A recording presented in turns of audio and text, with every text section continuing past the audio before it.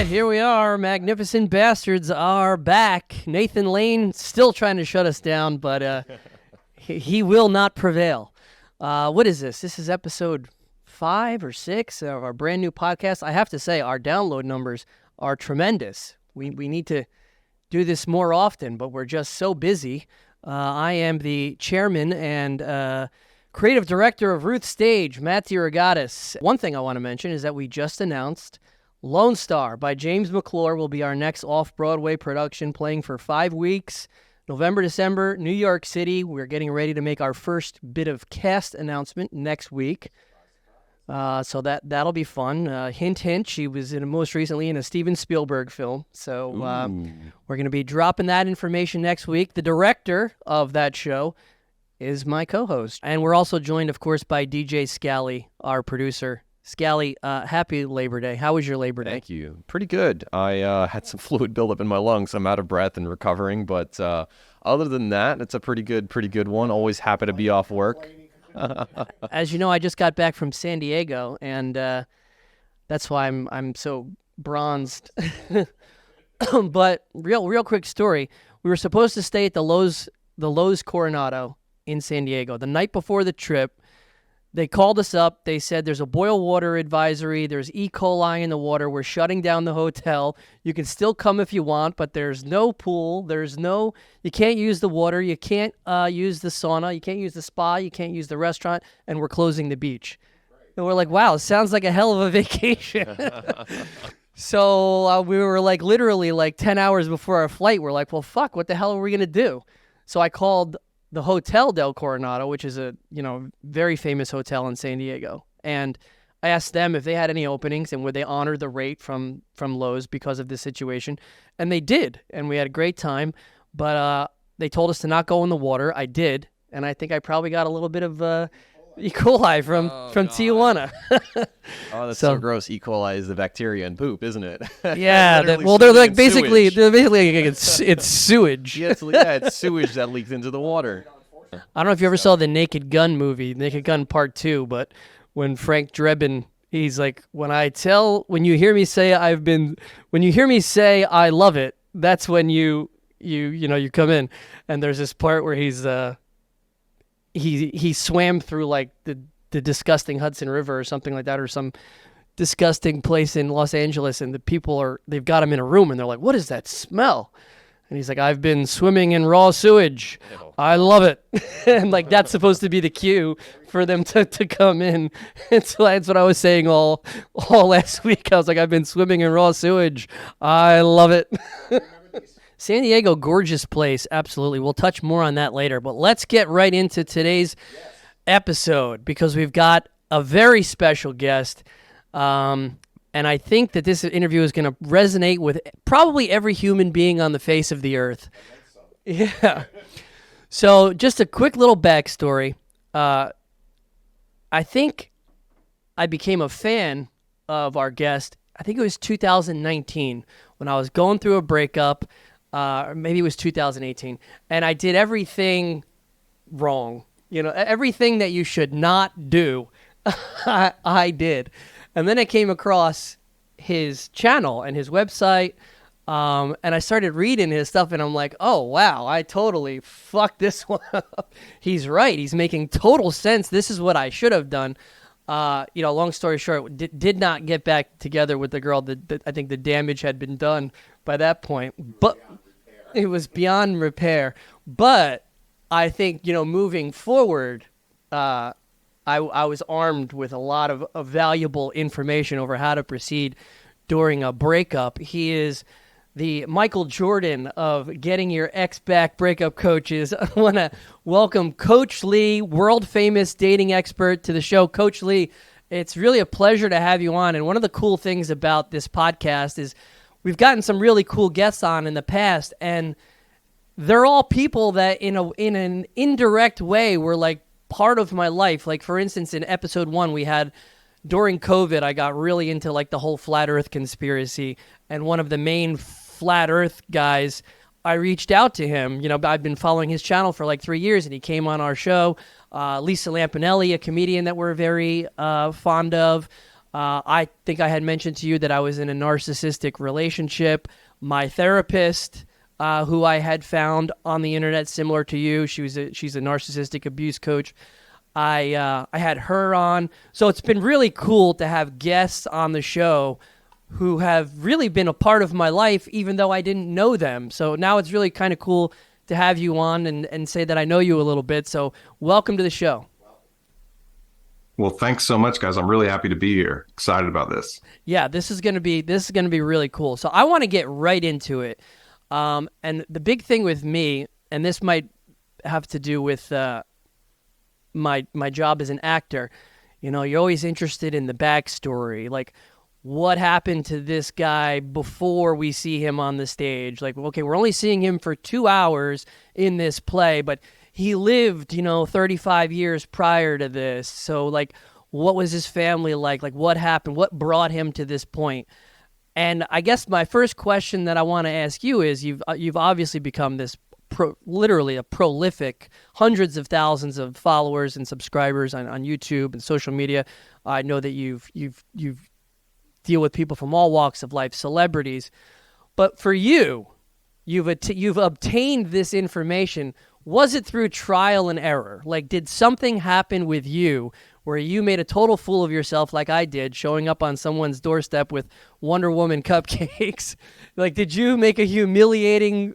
Was there a humiliating moment for you where you're like, okay, I've got this all wrong. I got to kind of like open up the hood here and go into the engine and figure out like what I'm doing wrong. Like, how did it start for you? How did you become this universally known dating expert? Well, so the answer to the question, did I make that kind of epic mistake? Yes. I don't know if it's as bad as Wonder Woman cupcakes. It was bad. But it was pretty bad. And it happened twice. As in my teen years, there were two breakups that for me were just the end of the world. And, being somebody who is always taught, if you try hard enough, you can do whatever you want. You can achieve your dreams. Nothing can stop you as long as you set your mind to it. That's kind of how I approached it. And I thought, I've got to convince her that my love is just second to none. And she's going to realize she can't possibly let this go. It did not work that way either time. And, as a man, in some ways, you hope that she recognizes that you're actually lowering yourself by begging, crying, pleading, and doing these things, that a man's not supposed to do. And it's like, well, she'll see that I'm doing that because I love her, that I'm only stooping to this because I'm willing to, because I love her. And that happened twice. I didn't learn from it. I was still clueless. And I started working for a marriage enrichment organization. Basically, if people were going to divorce, this was like their last shot. And I was hired out of college actually as an internet marketer. That was what I was supposed to do for that company. The vice president, and this is a really fascinating story looking back on it, he brought me into his office. Didn't really know me. He was not responsible for hiring me. He said, so, you've been hired as an internet marketer. He said, I just have a question for you. And this was in the year right around 99, 2000. He said, actually it was in 99. He said, do you think this internet thing is going to last? Didn't they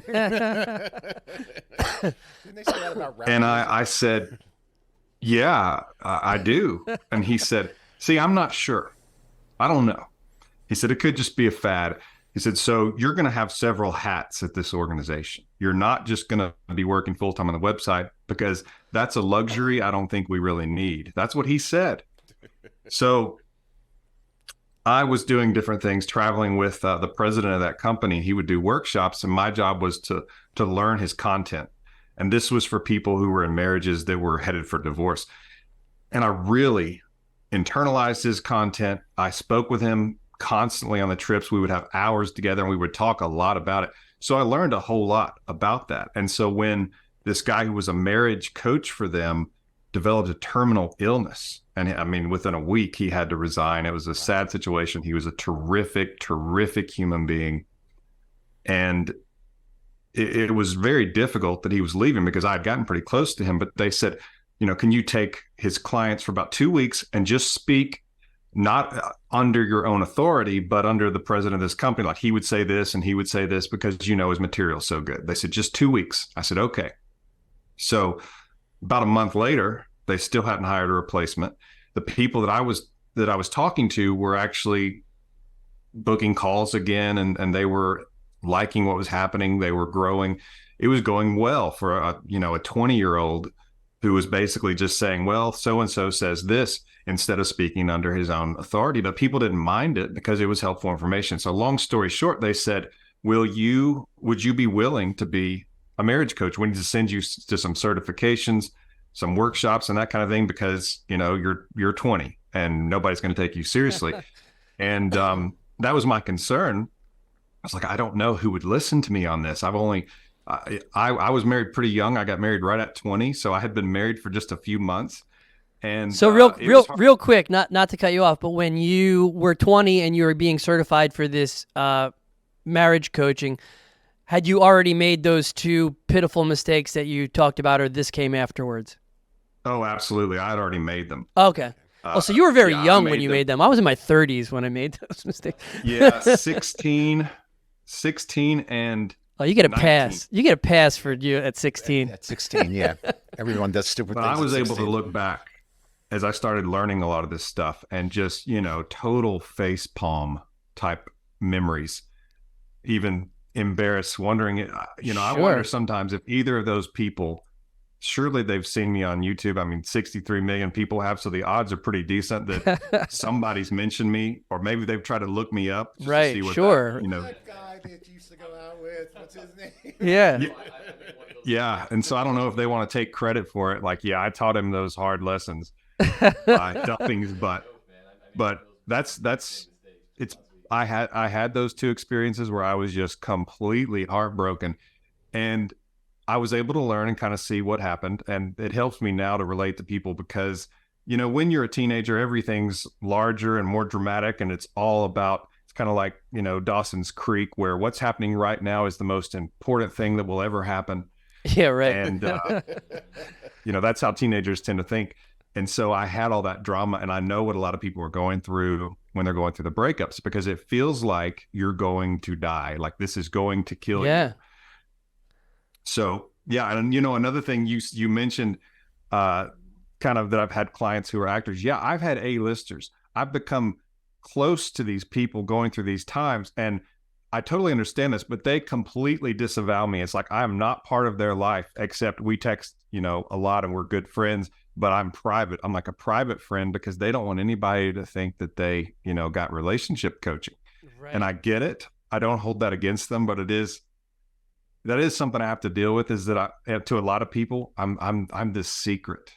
I'm like they're... Now, do you ever have the opposite? Do you ever have someone that doesn't treat you like a secret and you've become friends with over the years, and, you know, you're like, wow, you know, it started off as coaching and now we're like, you know, thick as thieves?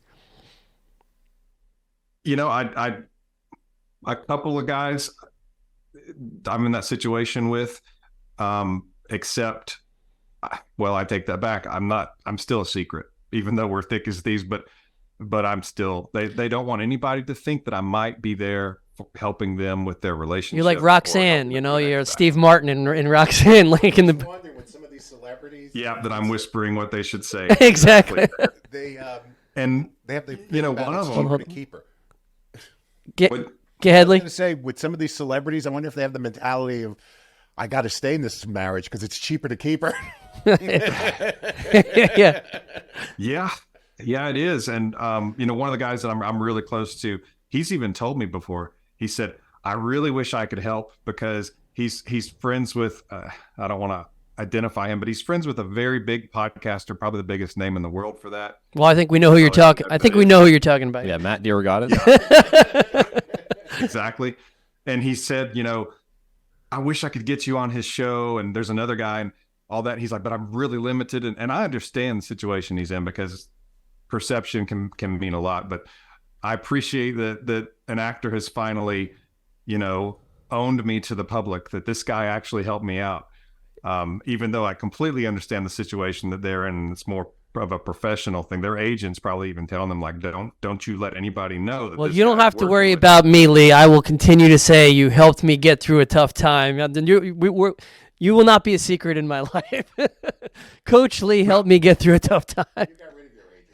Well, I'm glad I could, man. I really am, and I appreciate that. You know what it is? It's like it was like there's something therapeutic about listening to all of the different videos, and some of them are short, and some of them are 18 minutes. You know, I remember like literally like half a man broken on my couch. You know, just like listening, going through them, and there was something very therapeutic about it all. Again, even though that relationship was over with, it still was like words of encouragement.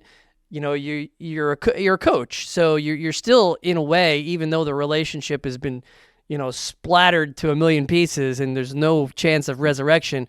You're still coaching and you're still giving people tools to move forward with their life. And if you encounter this situation again, it's a great blueprint for, you know, how not to act. Another question that I have for you as we just, and they're going to be all out of order, and it certainly was a great story to find out how this happened for you.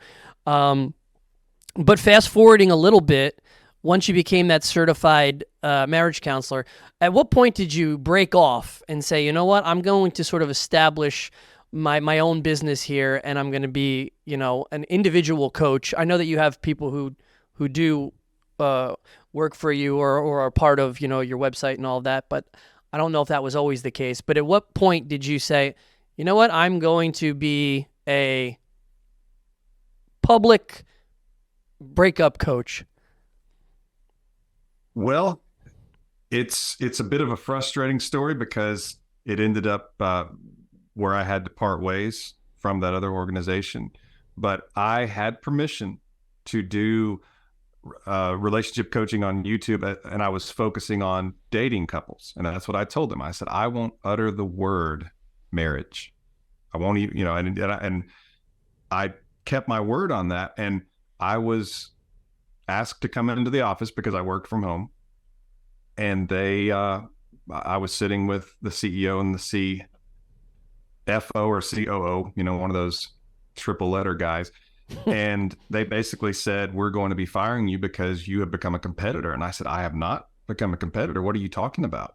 And, you know, they didn't know I even had permission to do it. And it was a guy who, well, he founded the organization. I'm being careful what I'm saying here, but I pulled up the email and I said, look, I have permission. And I said, I don't use marriage. I said, feel free to go to my website, search it. There's not even the word mentioned. It's only dating couples.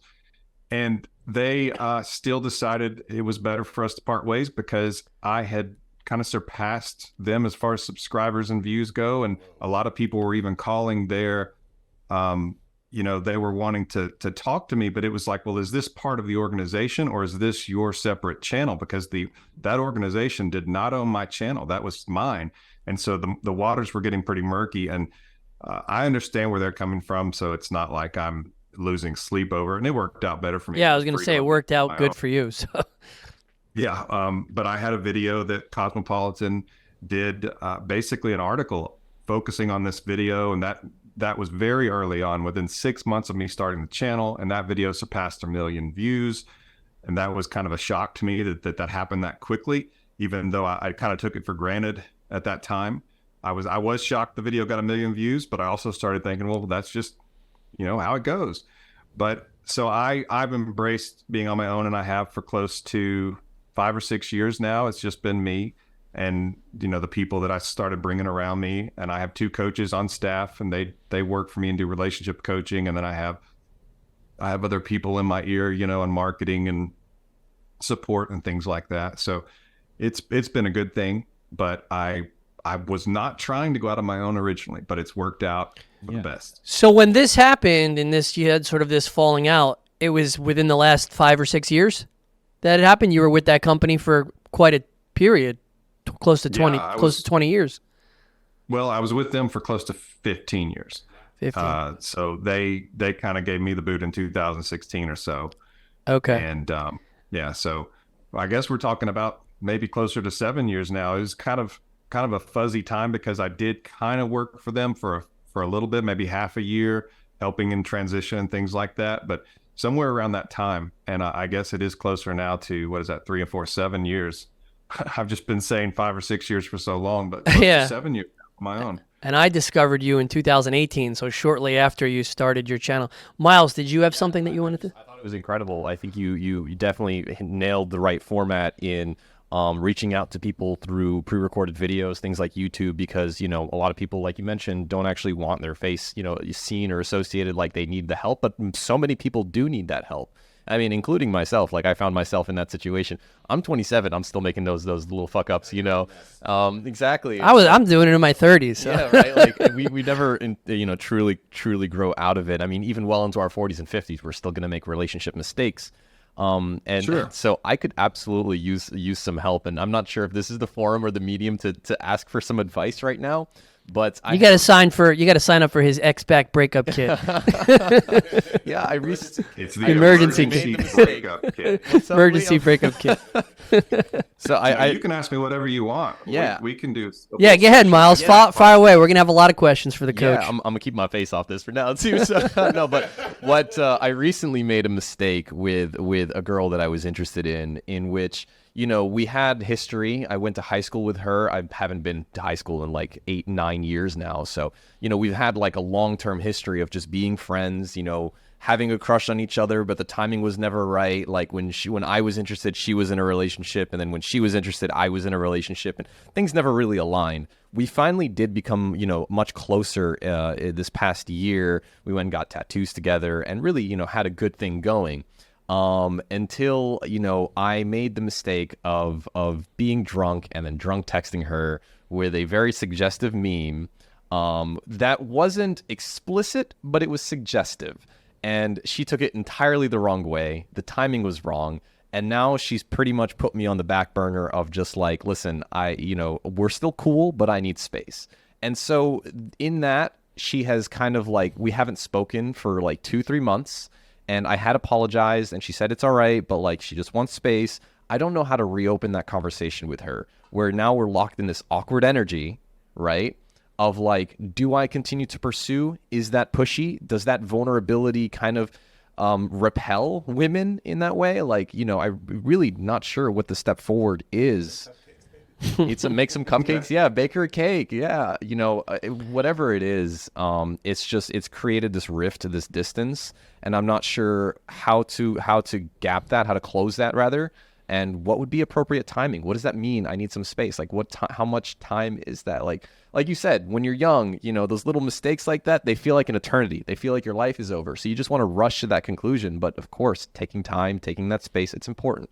So, I mean, any sort of insight, you'd definitely be doing me a solid here. Some sort of guidance, like, hook me up, brother. Be my wingman. What you got? Well, so for starters, I hope she doesn't listen to the podcast. Or else you're basically telegraphing all your moves. You know what? You know, like sometimes it's important to come out and just be honest, right? So I'm willing to risk it for that fine ass biscuit. You know, there is a certain confidence in being open and vulnerable. As long as you don't try to use it manipulatively by, I'm going to cry or I'm going to be so emotional, hoping to get a reaction from them. Right. But this could be good. If she did hear it, you know, it's actually a pretty solid thing that you're basically saying, look, I don't know what to do. I do want to be back with her. I want to have a shot at this. And I just haven't had all these cases like you have, Coach, just because it's not that I'm just a super genius, but if someone was to have all these experiences and all these cases, we're talking thousands of cases, 20 years worth, anybody's going to learn patterns and human behavior and things like that. So, you know, one of the things people in your situation, especially if they're stuck and the person needed space and it had this fade out and you don't even know where you stand right now, everybody's trying to go for the touchdown. You're trying to say, okay, so you want to get back together. And it's sort of like being on the 1 yard line and the coach is calling Hail Marys. You know, it doesn't make sense. Let's get a few runs, get a first down. What I would suggest, and you guys still hear me? Yeah, we can. We seem to have lost your video. Yeah, we lost your video, but we. Yeah, I'm gonna have to switch cameras because I'm being told this one is having a problem that I don't understand. So, real quick, I should be able to click and. There we go. Yeah, Okay, you're got you back. Yeah. Yeah, so it's So all get about- get a few first downs, a couple of seconds, a couple of rushing yards up the middle. And I am the type to go for those Hail Marys, like that whole risk it for the biscuit. I'm the type to have that mentality of fuck around and find out. The more you fuck around, the more you're going to find out. But sometimes you find out a little too much. And recently it feels like I've been finding out a lot more than I've been fucking around. So One of the plays that I would suggest you call is this. Instead of going after everything, like, hey, have you thought about getting back together? Or, can we be boyfriend and girlfriend again? Whatever your terminology is. What I would suggest is just reaching out, saying, hey, haven't heard from you in a while. Just wanted to see how you're doing. And she'll hopefully respond and tell you some things. And then, you would just say, we should catch up. When are you free to have coffee? Just something small like that. oh, And okay. then you have coffee with her, and you are not saying, have you thought about getting back together? Or have you had enough space? That's the worst one. Don't ever Right. say, have you had enough space? Yeah. Do you miss me yet? No, that's not right. You'd be surprised. So yeah, like it's hard to discern when are you doing too much, and to really highlight that point. Well, when's the last time you spoke with her? Any kind of communication?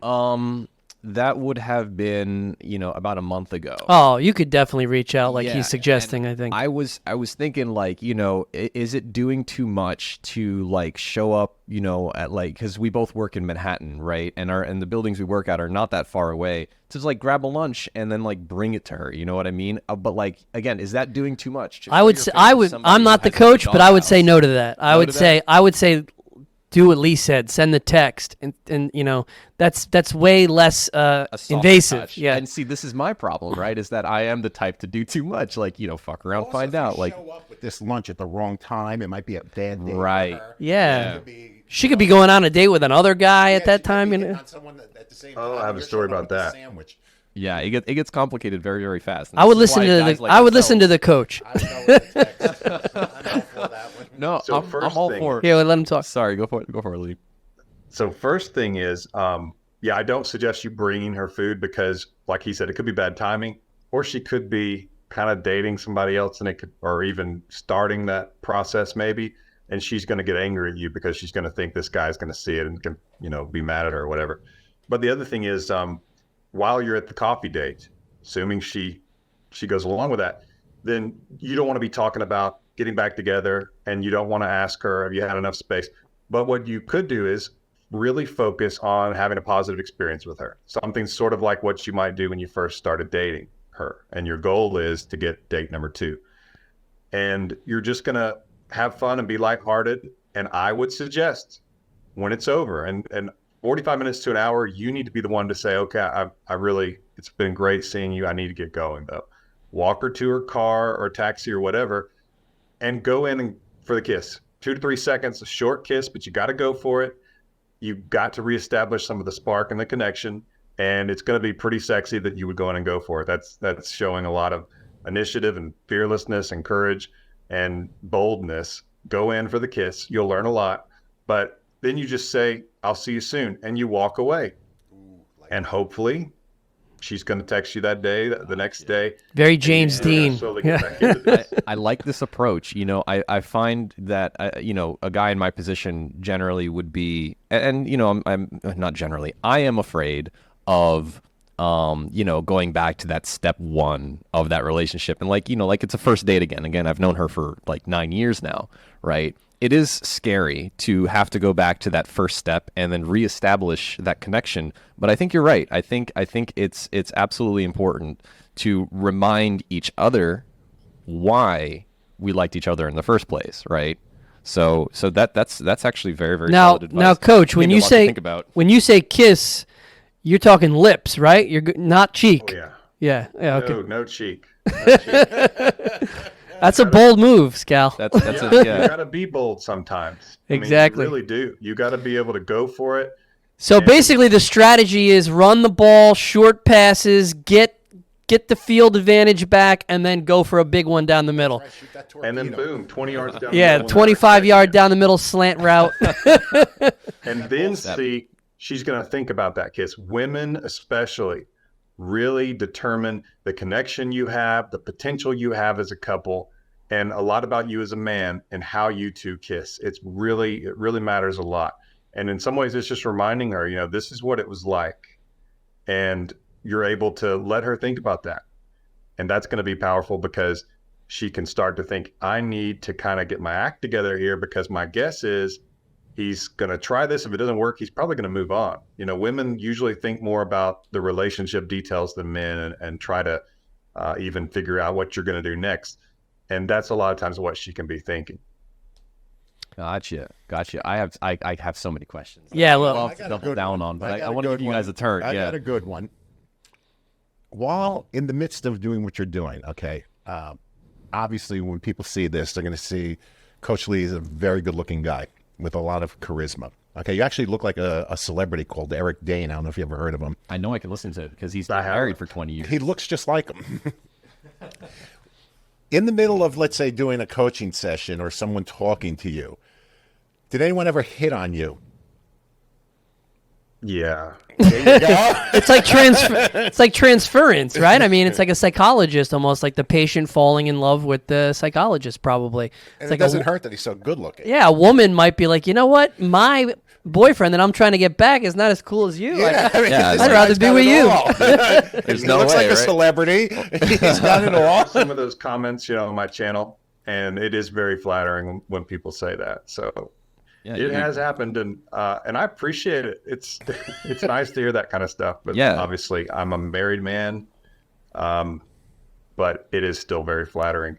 So I'm wondering, do you guys want to hear some of the horror stories? Oh, Those are yeah. Well, that was funny. I want to hear. Yeah, we want to hear a I lot. do. I definitely want to hear the horror stories, and I also want the listeners to really hear your philosophies and your thoughts, because they're very unique perspectives. They're the opposite of what your internal self is telling you to do. So I think we should touch on all that stuff. But if you want to talk about some horror stories, They're the best. get to that. But before we even do that, what I want to say is, when we had our narcissistic abuse coach on, Randy Fine, one of the things that her and I've known her for about 5 years now, one of the things that her and I talked about on the air and off the air is, she's basically the opposite of you. She's coaching people how to get the hell out of that relationship, whereas you're trying to talk people into finding way back into the relationship.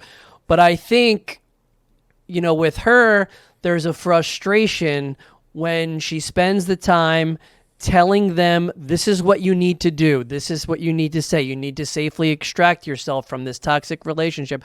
Don't call. Don't blah, blah, blah, blah, blah, blah. And then they don't take her advice and they do the opposite, and she gets frustrated because it's like, well, what are you paying me for? Why are we devoting all of this time together for you to listen to me, and you're not taking my advice?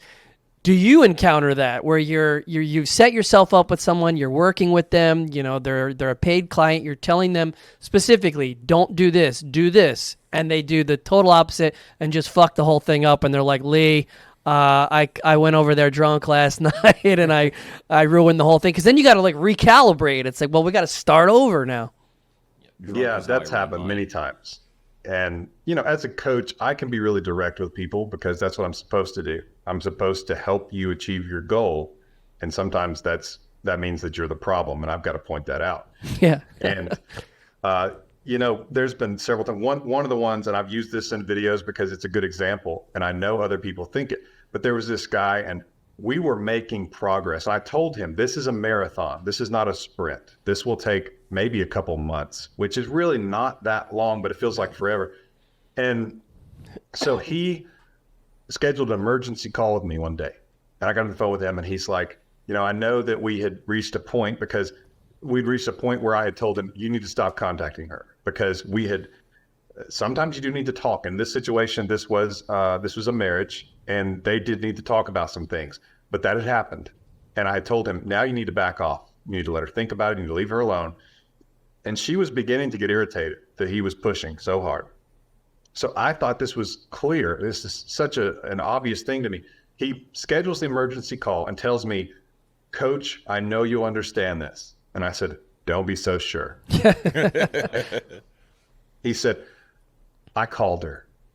I said, why did you call her? He said, because it was what I wanted to do in my soul. And so if I didn't, I would not be being my authentic self. And she would be getting back together with a fraud at some point. And I said, no, she wouldn't. And I said, have you ever tried to lose weight? Have you ever been on a diet? He said, yes. I said, did you want to eat the pumpkin pie? Did you want the Snickers bar? Was that your authentic self? Or did you have a goal and you knew it would take discipline and that what your impulses told you were not always the right thing to do? And he was kind of silent. He said, well, I just wanted to be authentic. And I said, okay, if you're not going to do what I'm telling you to do, I don't understand why you're booking this call with me. You know, it's pointless. I don't want to be involved in this if I'm going to have to watch you make mistakes and then I have to fix that.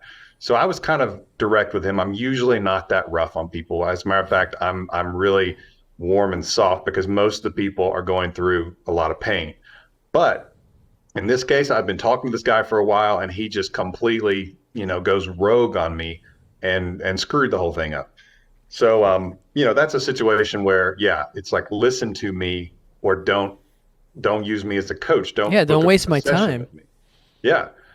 So that's not one of the horror stories, but that's one of the stories about someone who just asked me my opinion and then went their own way and screwed everything up. Not that I know everything, but I've seen a lot and that's helpful. Sure. So all right, let's hear a horror story. Yeah, let's get to some good horror stories. Okay. Let's get into some Freddy Krueger stuff. This woman, sometimes I do have calls with people who I begin to think, I kind of get where your ex is coming from. And there was one woman who, constantly interrupting me, constantly saying, are you saying I've screwed it up? And just kind of an odd personality. Okay, that's fine. People are entitled to their personality. So I'm very clear on kind of how she needs to handle this. She goes rogue herself. She goes over to his apartment. Okay. And he's not there. She still has a key. So she went into his apartment and took his cat and left a note. This was the wording of the note. She said, if you want to see your cat again, come talk to me. Oh my God. Oh, wow. And I said, his cat hostage? She kidnapped his cat and for ransom. She kidnapped his cat. Investigation discovery shit. And I said, what happened next? And she said, he called the police on me. Yeah. You kidnapped his cat. Talk about someone who has no self-awareness. I mean, Left evidence to boot. Yeah. Yeah, left the trail right back to her. I mean, that sounds like someone that's got a bit of a personality disorder. That's not, that's a definite sign of a personality disorder. If someone does something that 99% of the population would not do, that's a sign that person has a personality disorder, and 99% of the population would more than likely not go steal the cat, leave a note, and then when you get the cops called on you, blame the guy for calling the cops. Well, at least she didn't boil the cat like what's-her-face did. You know what's crazy, though, is that like when you see red flags like that in somebody that you're attracted to, that is insanely attractive. You're like, holy shit, she likes to break the mold. But if you're not attracted to that person, now it's just creepy, right? And this is like a problem that like guys have. Like if you're going to the bar and you hit on a girl and you're not attractive to her in her eyes, you approaching her can be seen as creepy. Well, I wanted to say this before, but I didn't want to hurt your feelings. But when you sent that suggestive text to that girl, right? Mm-hmm. So it's like, you said it wasn't like super creepy. I mean, I don't know the contents of it, but you would think like, well, if she was into that, a little bit of a suggestive text, she would have sent something suggestive back and not been like, whoa, we need a break for a month. Yeah. But, so that was one thing that came. Yeah. Well, with like any story, things are a little bit more complicated than you can gleam over, out of context in 30 seconds of explaining. So like I can see that perspective. It's just that so the context of the message that I sent her was a meme in which it says, the person who sent you this reel wants you to know that they would absolutely, and then he just bleeps out like the rest of his sentence. Like it's literally the censor tone playing. And then at the end of the censor tone, he goes, respectfully. See, I thought that was hilarious, right? Because he doesn't actually say You know, it's what not he would bad. do. No, I thought it was worse. Right. So like, but But her response makes it Yes. seem like, well, she's not into right that. now, so. I tried to see, But I don't think it's creepy. I It's don't just think- like, yeah. if she was into it, then she'd be like, oh, yeah, well, what are you doing right now? Blah, blah, Exactly. blah. And I'm right there with you. It's So, Lee, if Miles made an emergency call with this, would you just hang up on him? No, but I would ask, I mean, were you guys in an exclusive relationship with some time under its belt? No. So we were back and forth, like I mentioned earlier, in that we have been nothing more than friends, though with the sexual tension of potentially more. Oh, so there was never any sex. Right. So I was more so I was trying to establish, some Yeah, some you're kind trying to get out of the ground. friend zone, basically. Exactly. So if you were to send that to somebody that you were sexually involved with, they probably would find that endearing. Or if they were interested, they might find There's it a whole new endearing. layer to this now. Yes, of Yeah, but course, that's like not I how said. you start that element of your relationship. Right. Yeah. Right. Exactly. Fuck around and find out. Right. And I sure found out. Let's But hear more horror stories. Yeah, more horror stories, Lee. And then we want to get into your philosophy. I also want to know, do you approach women differently than you approach men? Because there's a psychology behind it all, of course. And I also want to know, and I know that you've alluded to this in videos, how the biggest killer is levels of attraction. So I want to talk about that as well. But let's get some more horror stories. Before you go into the horror story, it's something for the back of your head, if you can talk about it.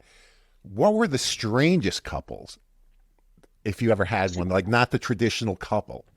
Like just a really strange, two strange people that were just into strange things. these people are made for each You're other, like, this right? is like that's Indian their- burial ground shit. I can get out of this. So that's something else. Yeah, like I'd love to hear later on. featured in Ripley's, right? Like, Right. But back to some more horror stories. Yeah. All right. So this one, this guy, sometimes, have you ever been in a situation? I was like this with a doctor one time where I was wanting his opinion to be that I, didn't need this procedure done on my leg. And so I'm trying to steer him in a way with the information I'm providing, but he saw right through it. I was in that situation. So this guy's telling me about the relationship and what a great boyfriend he was and how everything was super. And then he kind of tries to he starts speeding up. He's talking faster now. And he tells me that she said she needed time and space, to back off. She needed time and space. And he says, well, how much? Which, don't ever ask that, because they can't tell you that. Yeah. And Right. it makes you sound, it's a lot of pressure. It's not an attractive thing to say. desperate, Okay. needy. Mm-hmm. So he said he gave her like 2 or 3 days, and that he texted her and she didn't respond back, and it had been a couple hours. And he said, so I had to get her attention. So I went over to see her, and she came out of the door, and she had her car keys. And he said, no, I need to talk to you right now. It's really important. You don't need to go anywhere. And she said, sorry, I'm going somewhere. I have to be at work or something. It wasn't a date, or at least that's, she didn't say it was a date. So he gets emotional, drops to his hands and knees, and he's pleading. And she goes back inside just because she doesn't want to deal with him right then. It's awkward. It's weird. And so he gets this novel idea that if he can keep her there, no matter what way he uses to keep her there, that he can talk to her and convince her to take him back. So the guy slashes her tires. Oh my God. I'm not even no kidding. Way. And he tells me this, and I stop, and he's like, and so then I said, stop. You're telling me you got a knife and you stabbed him into her tires? He said, yeah, I mean, I was going to buy her new tires, but I needed her to stay there so I could talk to her. Yeah, I'm sure that made her feel safe. Yeah.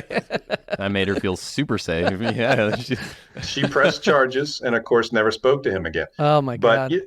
people, when they're desperate and they think that they're losing the love of their life, I mean, they feel like it's now or never, and they will do things that they wouldn't normally do. And now this guy had a restraining order, and they were going after him for damage to her property, rightly so. Oh my God. Let's do another And I horror felt bad story. for the guy, but Another horror story, and then we'll get into some other stuff. okay, horror another story, horror too. story. Let's see. Oh, here we go. So this one is more. This is, I tell people that no contact after someone has broken up with you, and you've tried. It's not like you just said, "Oh, you're breaking up with me. All right, bye." You've actually said, let's talk about this. Why do you want this? Is there anything I can do? I'm willing to do what I need to do because I want this relationship. That's reasonable. But you also have to reach a point where when they are not giving in at all, there's no wiggle room here, that you have to give them the breakup, right? So this one guy was just, it had been months, and he told me that in spite of hearing many of the things that I've said in my videos, that he thought that, quote, keeping the lines of communication would be important, because he's like, it's not that I'm trying to get her back, but I'm checking in with her every now and then to remind her that I'm here. Like she's going to forget that he exists. It's only been, 2-3 months. Well, one of the times that he contacted her, she accidentally picked up on FaceTime trying to dismiss it, because I don't think she knew it was FaceTime, and she was reaching over to the nightstand, and she hears like the little ding it makes when you answer FaceTime, and she picks up her phone real quickly to hang it up. And he said, I actually saw, and he said she was in bed with another guy. And she hit the hang up button and put it down. He said, I called back over repeatedly and she never answered again. But he actually saw her in bed with a guy. Yeah. So That's brutal. That's painful. Yeah. That's brutal. That's Actually, pain. That's how I found out the worst breakup that I ever had, when I found out she was cheating on me. It's because he posted a photo of them in bed together on his Instagram, not hers. She was trying to keep it a secret. This dumb motherfucker had no idea. So he posted a photo on his Instagram, and this was in high school. So I found out, and that will fuck you up. I mean, like, I'm not defending this guy. He's absolutely clingy, and that's desperate, and fuck, you don't blow somebody's phone up over this. Right, but it still hurts. Time, like, I can sympathize with that pain at the very least. Yeah. It's hard. Yeah, exactly. It is. And he understood that he should not have been reaching out, but man, the guy was just gutted emotionally. Oh yeah, I'm sure. Now, Coach, would you say, let's break this down now. So a relationship ends. The number one killer, and I've heard you talk about this before, would you agree that it's the only thing, or just the biggest thing? A loss of attraction. Because I've heard you talk about how people could live across the country, but if that attraction is there, you're willing to take that flight. You're willing to go and spend that time. But if someone lives around the corner and that attraction isn't there, it's a hassle to get out of your house and go around the corner and see this person. So let's talk about that. Relationships are ending. What is the main killer that you see that destroys relationships and puts people? Yeah, it is. Go ahead. And puts people in the position where they need to contact you. Yeah, it is attraction falling. And, a lot of things can cause that, because a lot of people say, no, it wasn't attraction falling. It was we argued all the time. But arguing all the time causes attraction to fall. Absolutely. You're not attracted to somebody that you just don't get along with, and all they do is create drama for your life. And people will for years, have tried to argue with me on that point. And they'll say, no, it's not about attraction. Well, yes, it is about attraction. That's why you are with someone. It's because you are attracted to them. And there's multiple elements of attraction. There's physical attraction. That's the most obvious, that you really have to pass before you get your foot in the door for the others. And so once you pass the eye test, then it's emotional attraction and intellectual attraction. And really, the ones that are most vulnerable are the emotional and intellectual attraction. That's what typically in a relationship, when issues come up, or when someone behaves terribly, or doesn't, they don't show any initiative, or they reject the other person a lot, things like that, then attraction is going to fall, emotionally speaking. And that can filter physical attraction too, because have you ever been around someone and the first time you saw them, you thought they were just gorgeous, Absolutely. But then you got to know them. Absolutely. And you weren't even physically really attracted to them Yeah, anymore. and you're like, wait a minute, this cannot be the same person that I saw 6 months ago. I know that they haven't gained weight. I know that they physically look the same, but they just appear so less attractive to me now. And it's like, well, what is it? Did I just have like gaga glasses on in the beginning, or has the attraction fallen, and I think it's the attraction has fallen. I think a very important note to this, and something that I'd love to for some insight is that when that attraction, it will fall, but there's something that happens in that people are kind of like they don't want to admit that they're not attracted to that person, at least not initially. They're afraid of conflict. They're afraid of bringing that up, and they'll this happens with women more so, I think, is that they kind of break up with you in their head before they ever talk to you about it, right? Like they're already detaching from you before anything's already been said. Right. And you as the guy don't really know until it's already too late. And now you're trying to desperately recover that attraction, but because it's such a desperate rush, that in and of itself is unattractive. Right. Then it makes you So more you're just in a repellent. catch-22 of like, this person's already divorced me in their brain. Like, Right. what can I even do about that to salvage that? But what about, let's take the contrarian approach. What about if the physicality and the sexual attraction is so big and you have no emotional or intellectual attraction, as you were saying, but you can't get past the sexual stuff? What happens then? So you're saying that there is a lot of physical attraction, or there's not? No, let's say their whole relationship is based on physical attraction, but the physical attraction is so intense and they both need it so bad from each other, even though the intellectual and the emotional attraction is out the window. That's just how you get a toxic relationship, right? Right.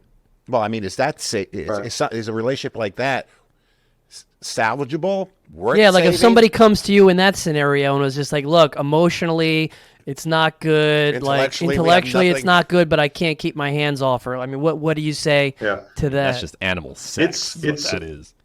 Yeah, it's borrowed time. It will not survive if the other areas are that low. It will be fun for a little while, but eventually basically you want to have all three of those as high as you possibly can. If you have two that are just very low and it's relying on one, it can go for a while, and a lot of times that can be more of the concept called limerence. Don't know if you've heard of limerence. Yeah, I have, of course, on your Yeah. channel. Talk about that.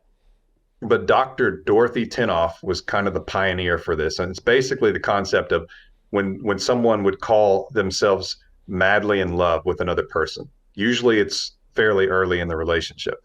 And limerence is where the chemical production in your brain, your body is different than it is at a normal time when you're not feeling this. And it's actually connected specifically to another person. And we can put people in functional MRI machines, and you can see we just show them a picture of the person who they are in limerence with, their brain fires much more and in different areas. And so it's actually something that's scientifically demonstrable. And it basically causes you to overlook the flaws, because if you think about it, why would you want to be around someone you don't know? Why would you want to make that effort to get to know them? Why would you not just want to stay with your friends or whatever? But when you get that limerent experience, which can happen very quickly, you can fall into limerence within just a few minutes, and then it builds, and it makes you do the work of becoming intimate with them. And I don't mean just physically, I mean intimacy as far as knowing what they think about things, how they feel about them, where they've been, where they want to go. And that's what intimacy is. It's seeing into you. It's being naked, basically, in all areas, physically, intellectually, and emotionally. And basically, if someone is in limerence, then they can survive with just the physical element for a while, mostly because they put this person in sort of this la la land fantasy rose-colored glasses type of situation. And you might have even heard someone say, even their flaws make them just perfect. I even love their flaws. And that's limerence, because those things will get old. Those things you think are cute right now are going to annoy the crap out of you one day. Oh yeah. Yeah. Oh yeah. Oh yeah. And so a relationship that's totally dependent on what is physical, in the English language, we say love, but like the Greeks had different words for love. They had phileo, which was friendship love. They had agape, which was unconditional love. And then they had eros, which was, who knows? Eros, we get the word erotic from Eros. So it was sexual, romantic, sexual love. And so in the English language, we just say love. but the Greeks had those words, and so they could be more specific. But someone who just has the physical, they feel eros, which is physical sexual love. But that can't survive long term because the other things will have to be there at least in acceptable proportions, or else it's going to be doomed. You're going to have a big fight, and it's going to basically alter the way your brain reacts to this person. And even if they physically looked good before, you will actually look at them and think that they don't look that way anymore. Which I used to think that, as a teenager, fascinating thing. yeah, as a teenager, even I used to think, no, I would still think, she's hot, even if, but I have had experiences with people. One of them is a mega A-lister person, and I had a bad experience with her. It was, I'm not going to get into too many details, except we had a conversation. Well, no, we didn't have a conversation because I didn't want to have the conversation. What'd you say? I said cough twice if it's Megan Fox. It's not her. But the way that she was behaving, I was supposed to be doing something professional with her. And the way she behaved before I actually had any conversation with her made it to where she completely changed in my eyes. I mean, I couldn't believe it. No, I have how much this physically myself, and it is dumbfounding. It's like, I know if I didn't know this person, I would think they are absolutely beautiful, but I know them and they seem so less attractive to me, and it's the strangest thing. I mean, it's very weird. I've experienced that myself. Now, Coach, let me just provide a situation, okay? Let's say I come to you.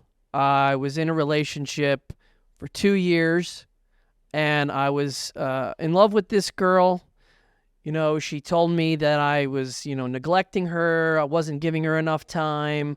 Long story short, she just doesn't see that the relationship is going anywhere. Without getting into too many details, she breaks up with me. Takes me out to coffee, sits me on her couch, whatever.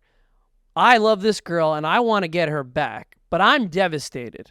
So what is my play if I'm going to have the best chance at getting this person back? Obviously, instincts will tell you, send her flowers, cry, beg, plead, give me another chance. Maybe we should take a weekend trip together, let's talk, blah, blah, blah, blah, blah. Send her a letter, write her emails, show up at her job with her favorite lunch. Like, that's all the things that, like, your instincts are telling you to do.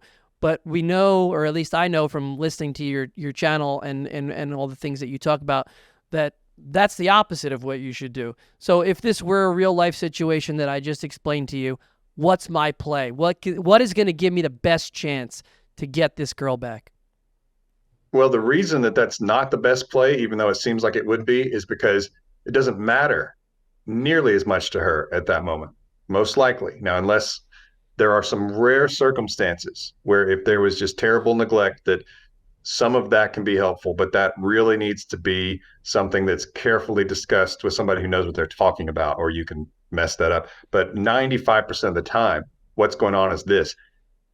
Have you ever been, maybe you're in a bar or something, let's just imagine that you are, and a woman who, let's just say that physically she does not catch your eye at all. As a matter of fact, the way that she looks is repulsive to you. Like, you would just think, never. I'm not interested. Yeah. If she came over to you and said, hey, I know I'm like super ugly, but I'm a great massage therapist, and so that makes me a great girlfriend. You're not going to be like, whoa, you're hot. It's not going to change how you view her. Not right. Gonna lie, dude, that piqued my interest. I could go for a massage right about now. You could go for the massage, sure, but that doesn't mean you're romantically interested in her. That's true. Right. Very, very Right. true. Until Yeah. she puts her hands on you. So, Men are simple. and are simple creatures. Hold up. Let him talk. that's where, and women they have eyeballs as well. And they, just like men, you have to pass the eye test. And that, some people try to say that's shallow. What's not? It's just how we're made. A lot of it is you're looking at this person, and it's a primitive thing that you're seeing whether or not that they can have healthy offspring based on their physical attributes. because a lot of what we're attracted to is signs of health. And so basically, in that situation, I'll tell guys this a lot of times. And, I can be a little more direct when I talk to guys just on the phone. It's just us guys. But I try to educate them just on how this is right now. Because a lot of times they'll say, should I send flowers? One guy was like, I've recorded a song. And I was like, no, stop you right there. No. Basically, it's like this. In that bar, when she comes up to you and she's pitching massage therapy, you might be interested in getting a massage from her. That doesn't mean you want her to be your girlfriend. So she might like the flowers, and she'll probably take a picture of it and show all her girlfriends. Look, this guy is so into me that he sent me flowers. I mean, it's a huge ego stroke. Doesn't mean she wants to get back together with you. And a lot of times it's concerning for her because she thinks, does he not get that I want to break up? Does he not understand that? And that's frustrating because now she thinks I have to deal with this. He's not leaving me alone. And it can be very repulsive. I've heard stories where a guy brought her flowers and she took the flowers out of his hand and threw them in the trash can. It's not something they appreciate because it's tied to wanting more. If someone you are not attracted to brings you flowers, brings you candy, offers you things, it's not something you're interested in because you're not attracted to them. And so when attraction's fallen enough to where they want to back out, and again, if they wanted to be with you, you hear these excuses, it's not you, it's me, or I need to work on myself. It's garbage. I mean, it is absolute garbage. They don't have the kahunas to tell you that they want out of the relationship because they're not as attracted to you as they used to be. They know that hurts. And they know that if it hurts, they're probably going to get a lot of drama. And so they try to give you something vague that you can't argue with. Because if I say, I just need to go work on myself. I'm not happy with who I am as a person. It's really hard for you to argue with that. It's like, oh, wow, that's a deeply personal thing. And so they think you'll just kind of go along with it if you do that. And so a lot of times guys don't understand, and then women don't as well, because guys say the same thing. They'll say, I need to work on myself. Women and men both, they don't understand that does not mean that if you can bribe them with gifts or something that you can get them back. If attraction was strong enough, doesn't matter if they have to work on themselves. We all have to work on ourselves. I work on myself every day, and I need to work on myself every day.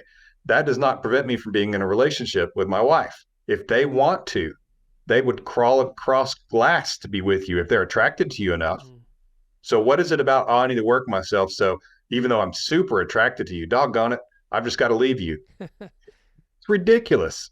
But those are things that guys are told. And so when I hear that, I first have to tell them, look, don't take that seriously. That's not what happened here. That this relationship is not over because she needs to work on herself. So how do you then try to recreate that attraction by, essentially being out of sight, out of mind? Well, so for starters, you have to let her go through some stages. And you might have seen my video on that, stages your ex goes through during no contact. Yeah, of course. That was one of the first ones that really took off for me, even though I hate the way it looks because I've got a better setup now, but people still appreciate that video. You have to let her, first of all, think of it like a job. If you were fired from a job, you don't show back up the next day and think the boss is going to be really impressed and give you your job back, right? Probably going to call the police. And it's similar to a breakup. It's not an invitation for you to try harder. Usually the damage is too significant. And if they're real specific about some issues, that's something you can use later on. But in the moment, what you really have to do is show them that, first of all, that you can stay away, that you have some dignity and some grace, that you're not going to try to force yourself in when you're not welcome. That's number one. If she's saying or he's saying, I don't want this anymore, I've got to work on myself, so we need to break up, that's what you have to give them. Because think about it this way, if we made it to where it's somebody you meet out in public and you come up to them and say, hey, what's your phone number? And she doesn't want to give you her phone number, you don't get to get upset about that and like pester her and bug her and stuff like that because she's not interested. So you're not going to get anywhere. I mean, she's not interested. And maybe you can try to talk to her a little bit about other things, but you can't keep demanding her phone number. And so a lot of people have to learn that is that you cannot just keep demanding reconciliation and think that that's how you're going to get somewhere.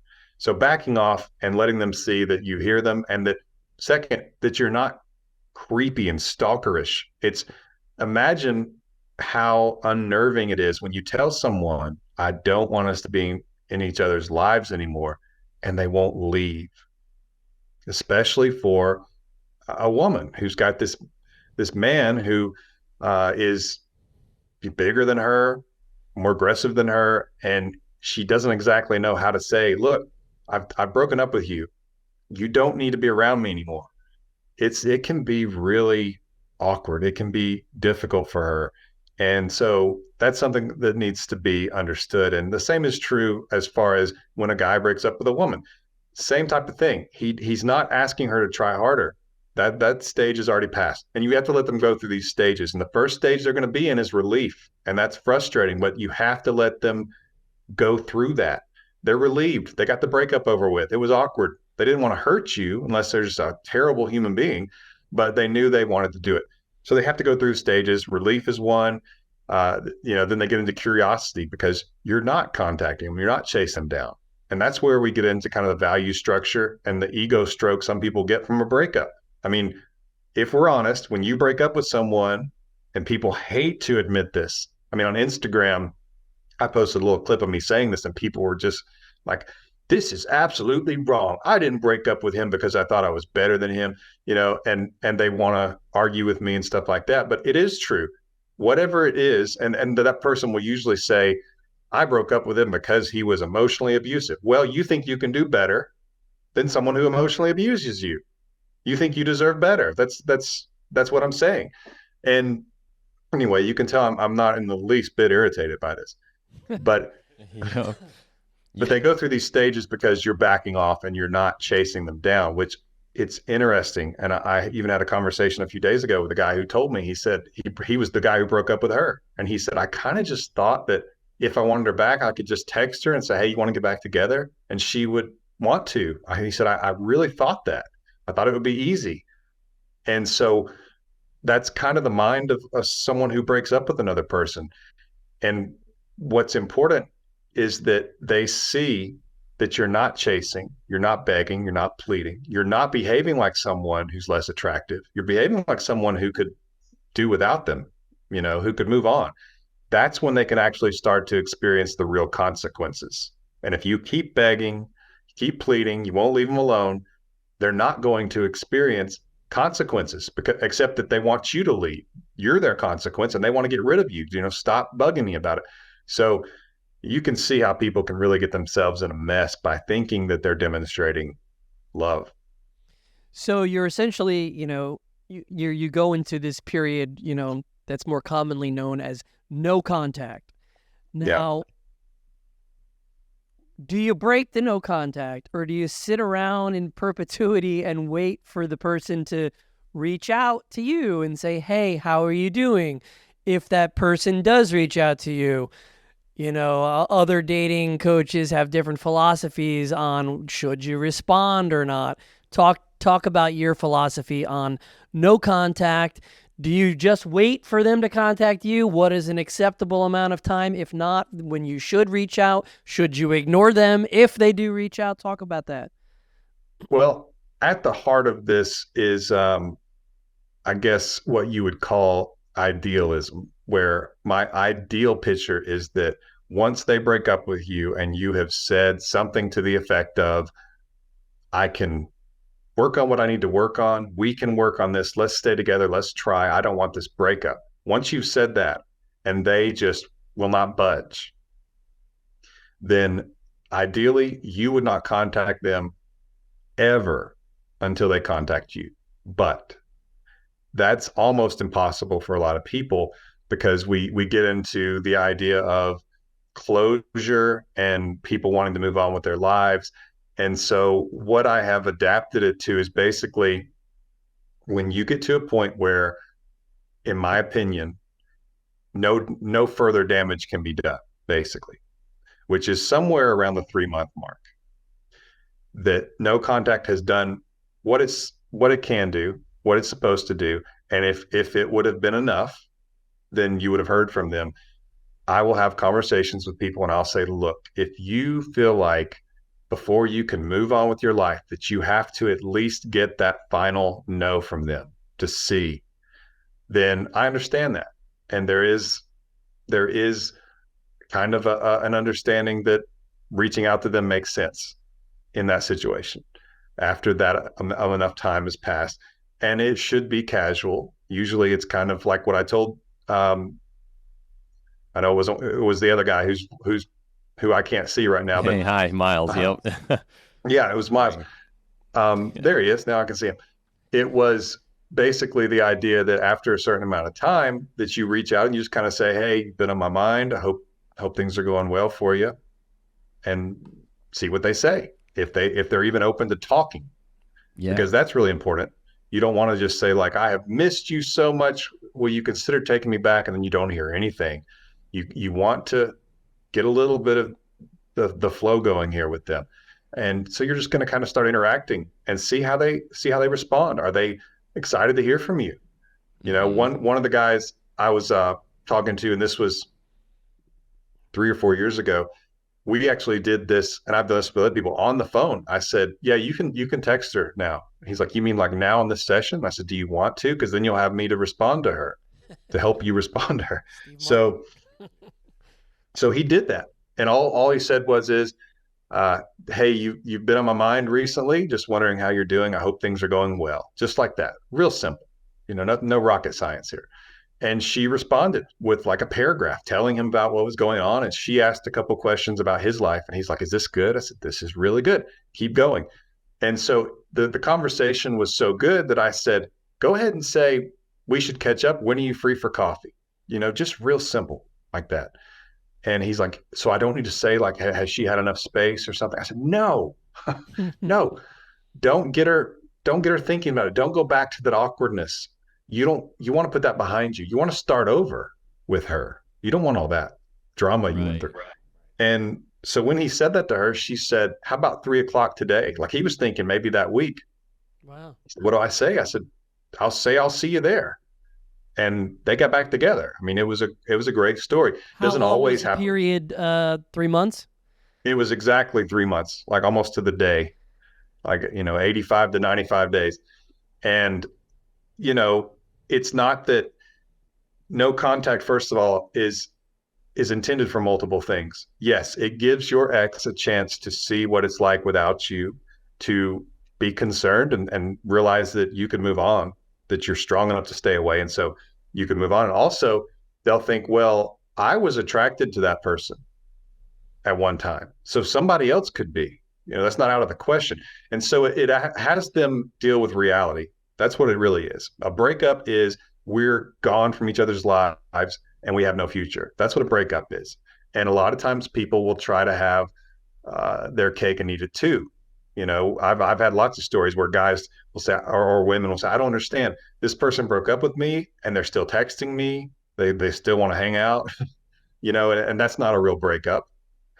But basically, if someone feels like after 3 months that they are at a point where they're ready to move on one way or the other, but they just want to know for sure so they don't have to think, what if? I would say, you already have your answer because they haven't contacted you. But if you need to for you, sometimes it still works out. Sometimes the person gets to a point where they're not sure how to handle things, or they don't remember how it felt with you. And sometimes that can kind of jog some of that. And other times they're right there. They're just not over that hump enough. And you're able to maybe get them face to face and you can rebuild some of that attraction. But the best case scenario would be that they saw what life was like without you and they reached out. And I had a client recently, this is really rare for me. I was the one saying, it would make sense for you to reach out at this point. And he said, I thought this was incredible because I say this in different words, but he really got it. And he said, it occurs to me, her not reaching out to me, being able to stay away from me, risk losing me, not interested in what's going on in my life enough to reach out. He said, it's not enough for her to reach out. He said, that's all I need to know.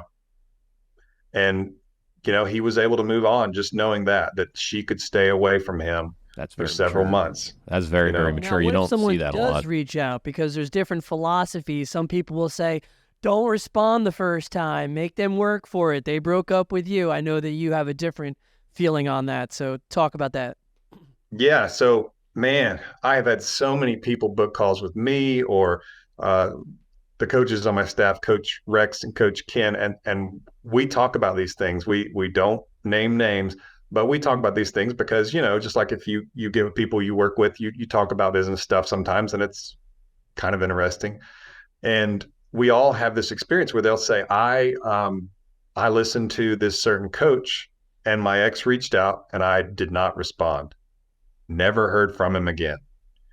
And it's frustrating because I think there's a lot of ego tied to that. And that's where, I'm not afraid to talk about differences between men and women, even though I know that culturally some people get upset about that. They have a right to get upset, but I have a right to say what I think too. And, women are taught a lot of times from when they were little girls that you let the guy come to you. You don't, ideally, you don't chase and stuff like that.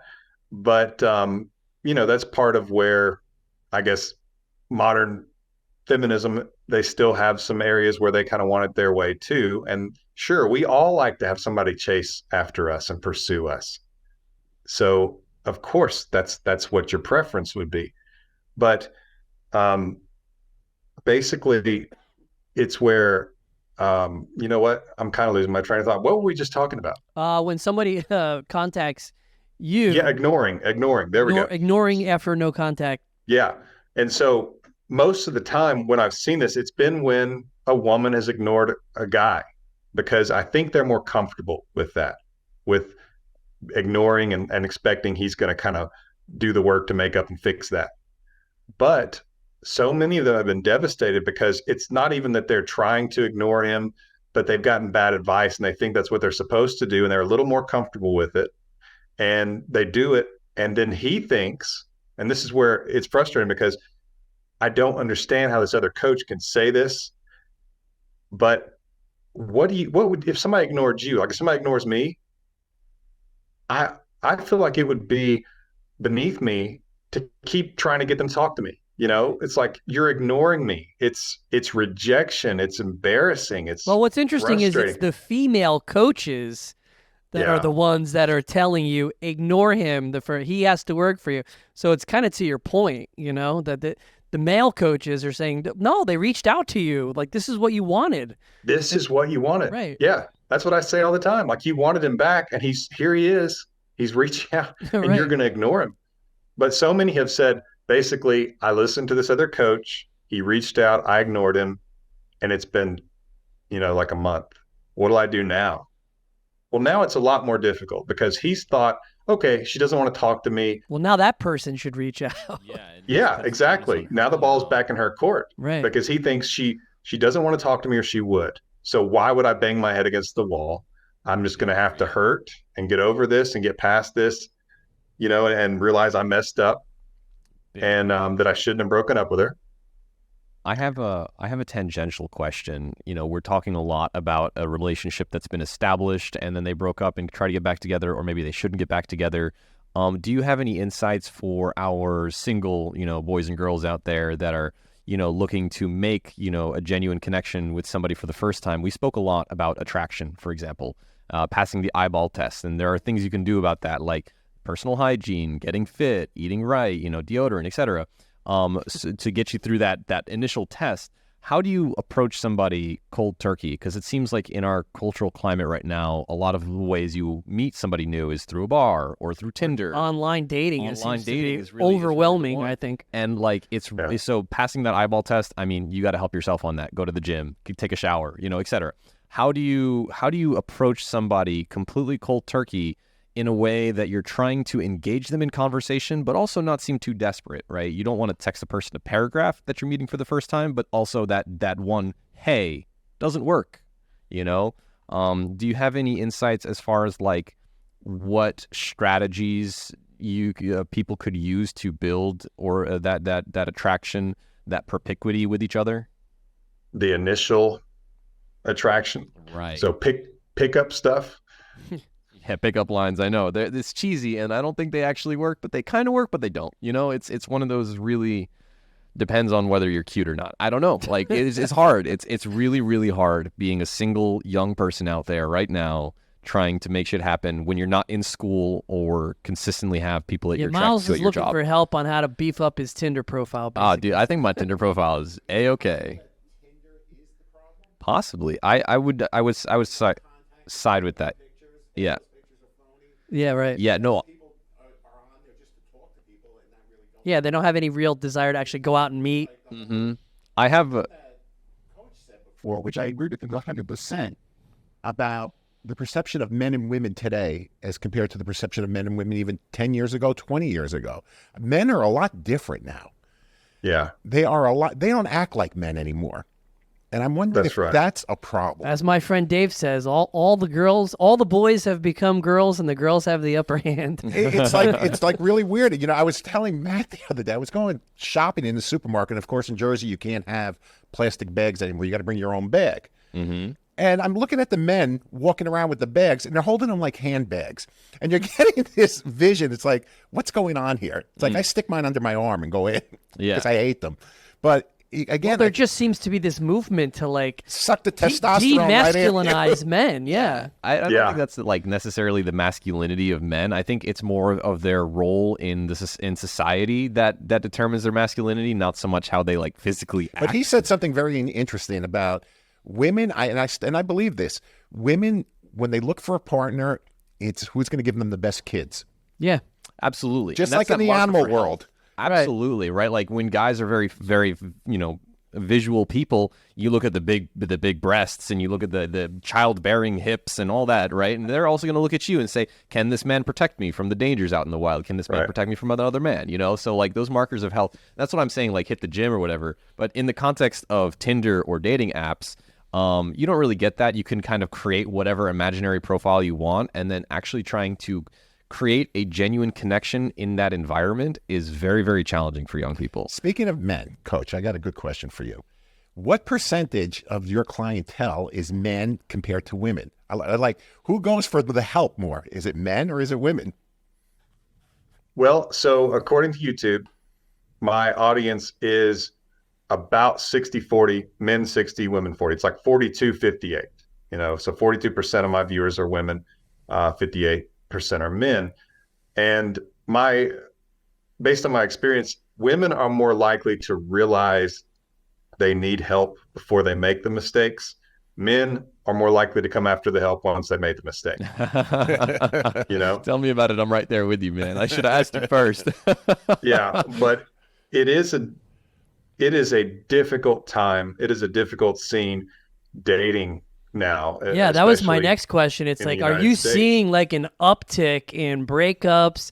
I mean, you know, this Barbie movie apparently, you know, has spawned all these breakups this summer. You know, Really? yeah, you'd be done with the patriarch didn't and hear that toxic masculine, all that bullshit. Oh, yeah, toxic But like, do masculinity. you see that, you know, within the last, I don't know, let's say post-COVID, just the last 2-3 years, has it gotten more like the Wild West out there? Is it worse now than it was 5 years ago, 10 years ago?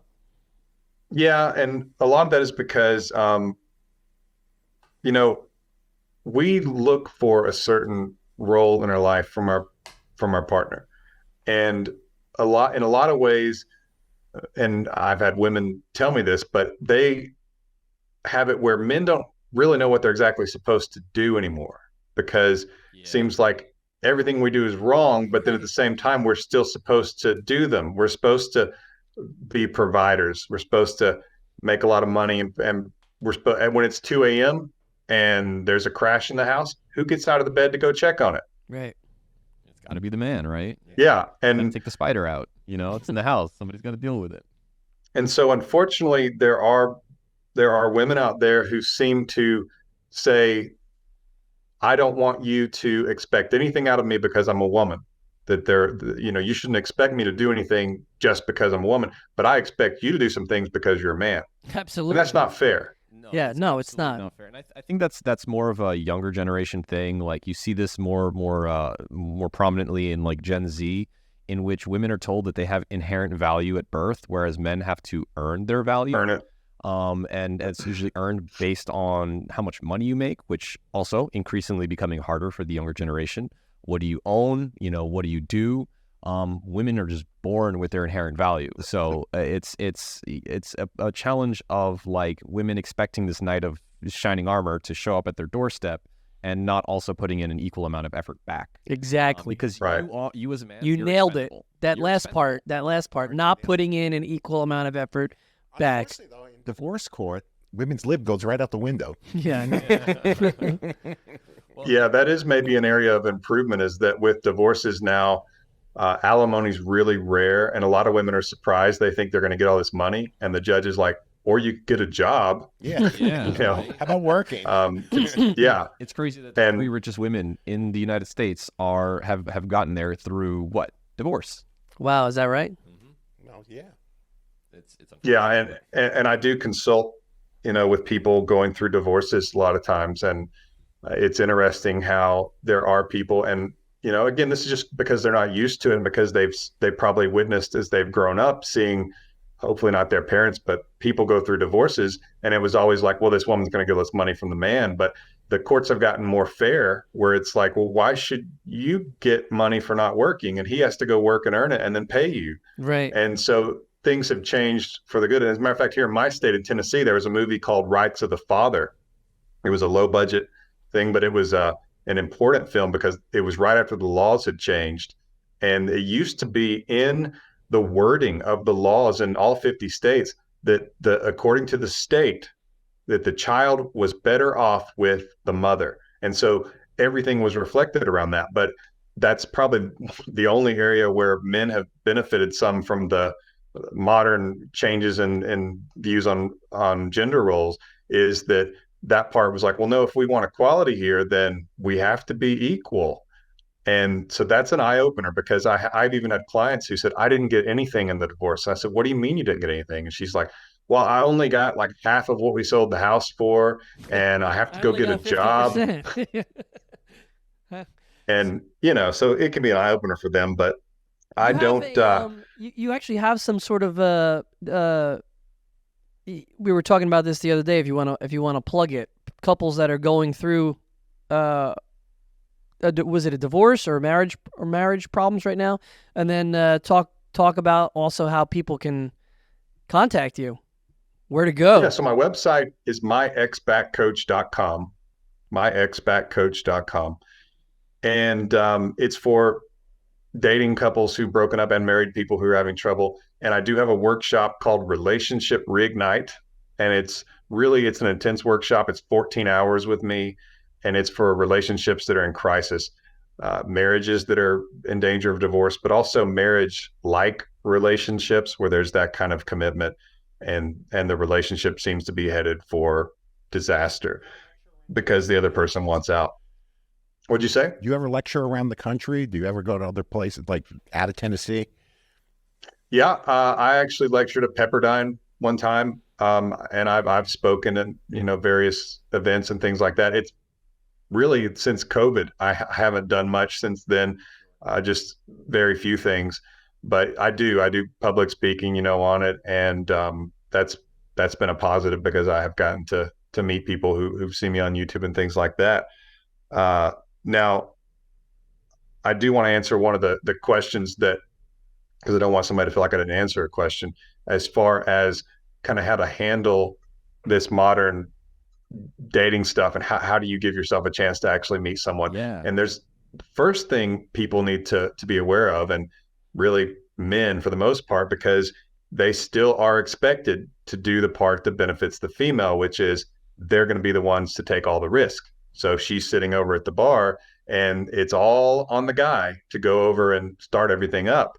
But that also means he's taking all the risk, because if she's not there to meet anybody, or he just doesn't meet her eye, I mean, she can act like he's a total creep coming up to her, which makes it really difficult for guys who maybe she would find attractive. They're thinking, based on what she said about this guy or some other woman said about another guy, that approaching her now is creepy. So, Right. guys don't know what to do. And there's a lot of confusion. And I've had a lot of them just be so frustrated on the phone with me. Like, I want to meet someone, but I don't have a clue what to do. And it seems like everything I do is wrong. And, a lot of that is because of where we choose to go meet people. So it's like, you want bigger fish, you fish in a different spot. And one of the things I would say is I wish I could see a return to when, say, you have a close friend and you tell them, I'm looking for a girlfriend. I really think it's that time in my life. I want the company. I'm lonely. I'm ready. And this guy knows some people who are single women, and he introduces you to them. And it's sort of like that's good for her, because if she's friends with, it can be a girl, of course. If you go to someone, maybe it's a married friend of yours who's a woman and she has some single girlfriends, then she says, hey, you should meet this guy. That way, it kind of has the creep test already out of the way. So she knows, well, hey, Linda or whatever. Linda says this is a good guy, and I should have coffee with him. Shared connection. Yeah, Yeah. actually, I remember either reading or hearing about this, in that, like, the reason why men who are in relationships, it feels like you get hit on more, is because there's something subconscious in the psyche of women, in that if you have been vetted by another woman and she finds you, like, she cleared you and she's willing to have a relationship with you, that allows another woman to drop her guard around you, because clearly somebody else has seen value and security in you, therefore you must be a good guy. Whereas when you're single, the thought is there's a reason why you're single. Why has nobody Social spoken proof. up for this guy yet? Yeah. Social proof. That shared connection is absolutely a great way. And I think this is why a lot of guys like my age, in our early 20s, mid 30s, we tend to want to go to all of our friends' weddings, because that's where the bachelorettes are.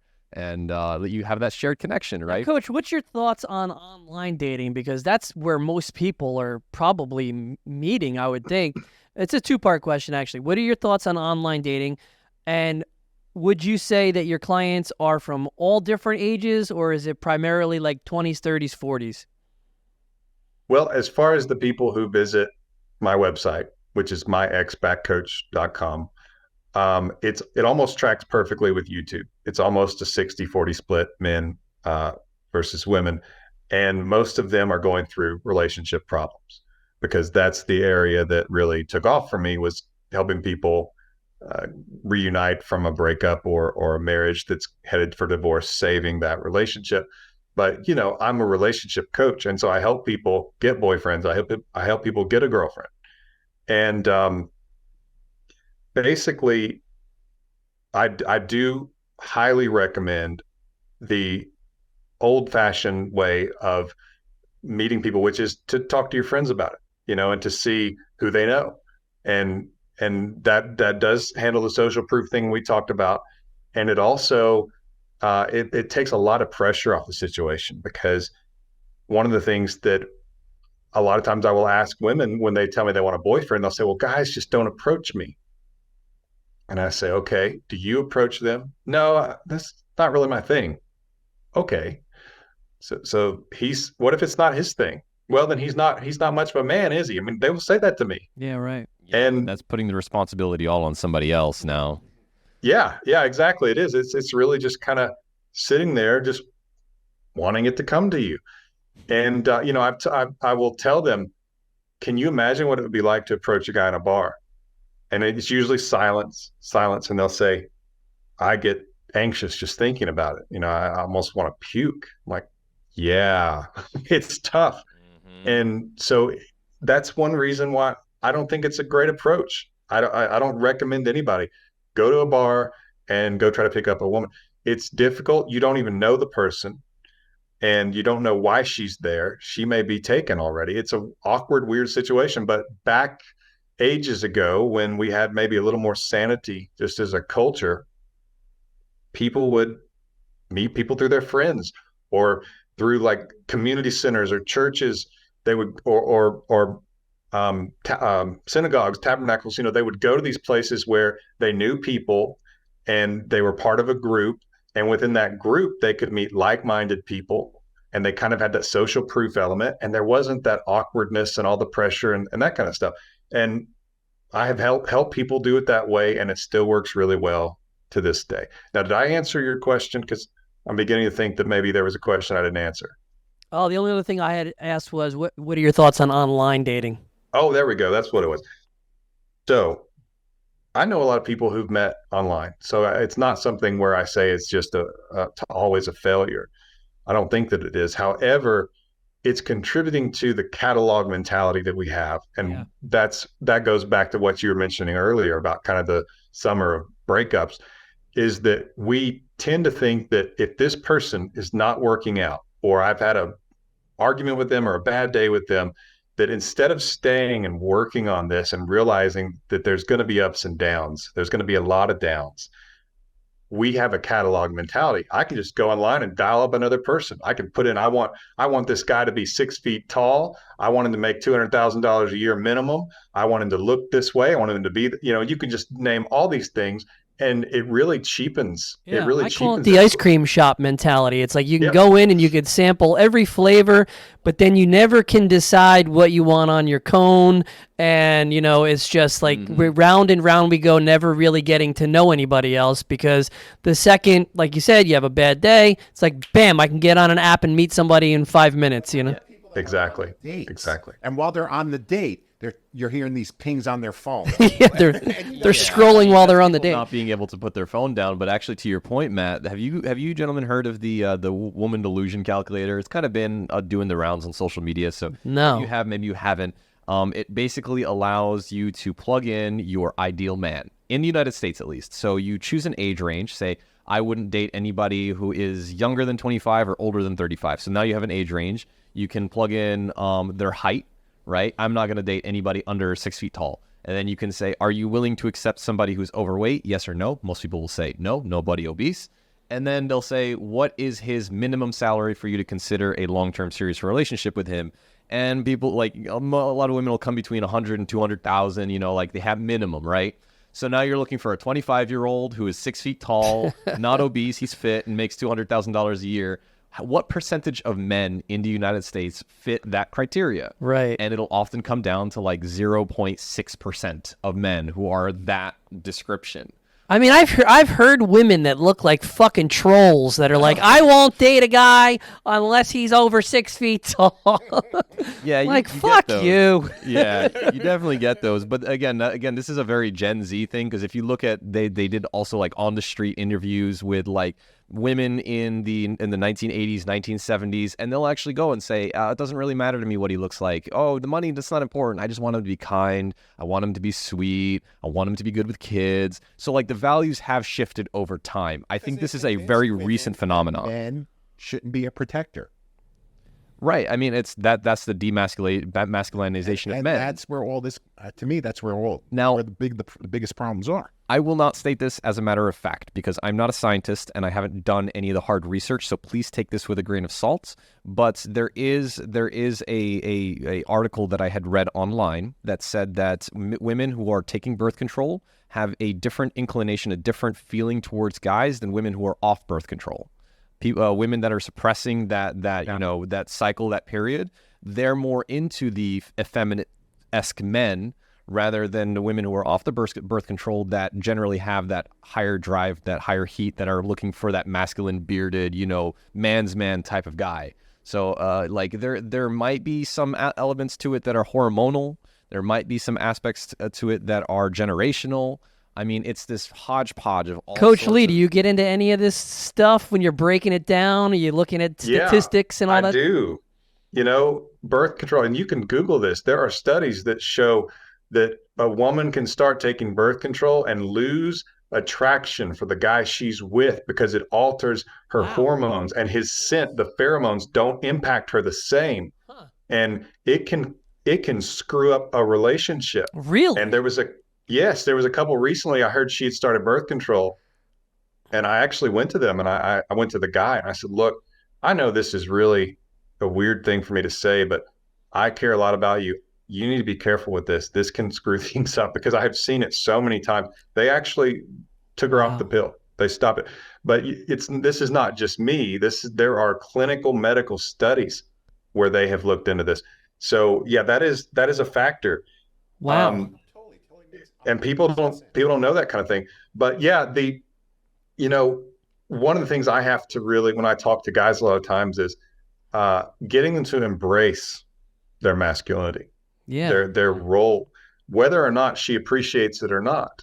You are the protector, you are the provider, because you want to be. That's who you are. Don't fight it. And most of the time, women will appreciate that. Just like men will appreciate women being who they were born to be. And obviously, I know that I'm saying things some people are going to disagree with, but that's part of life. You Not disagree us. with people, and you're civil. And one of those things, I remember having a conversation with a woman who was a feminist, and this was during an interview.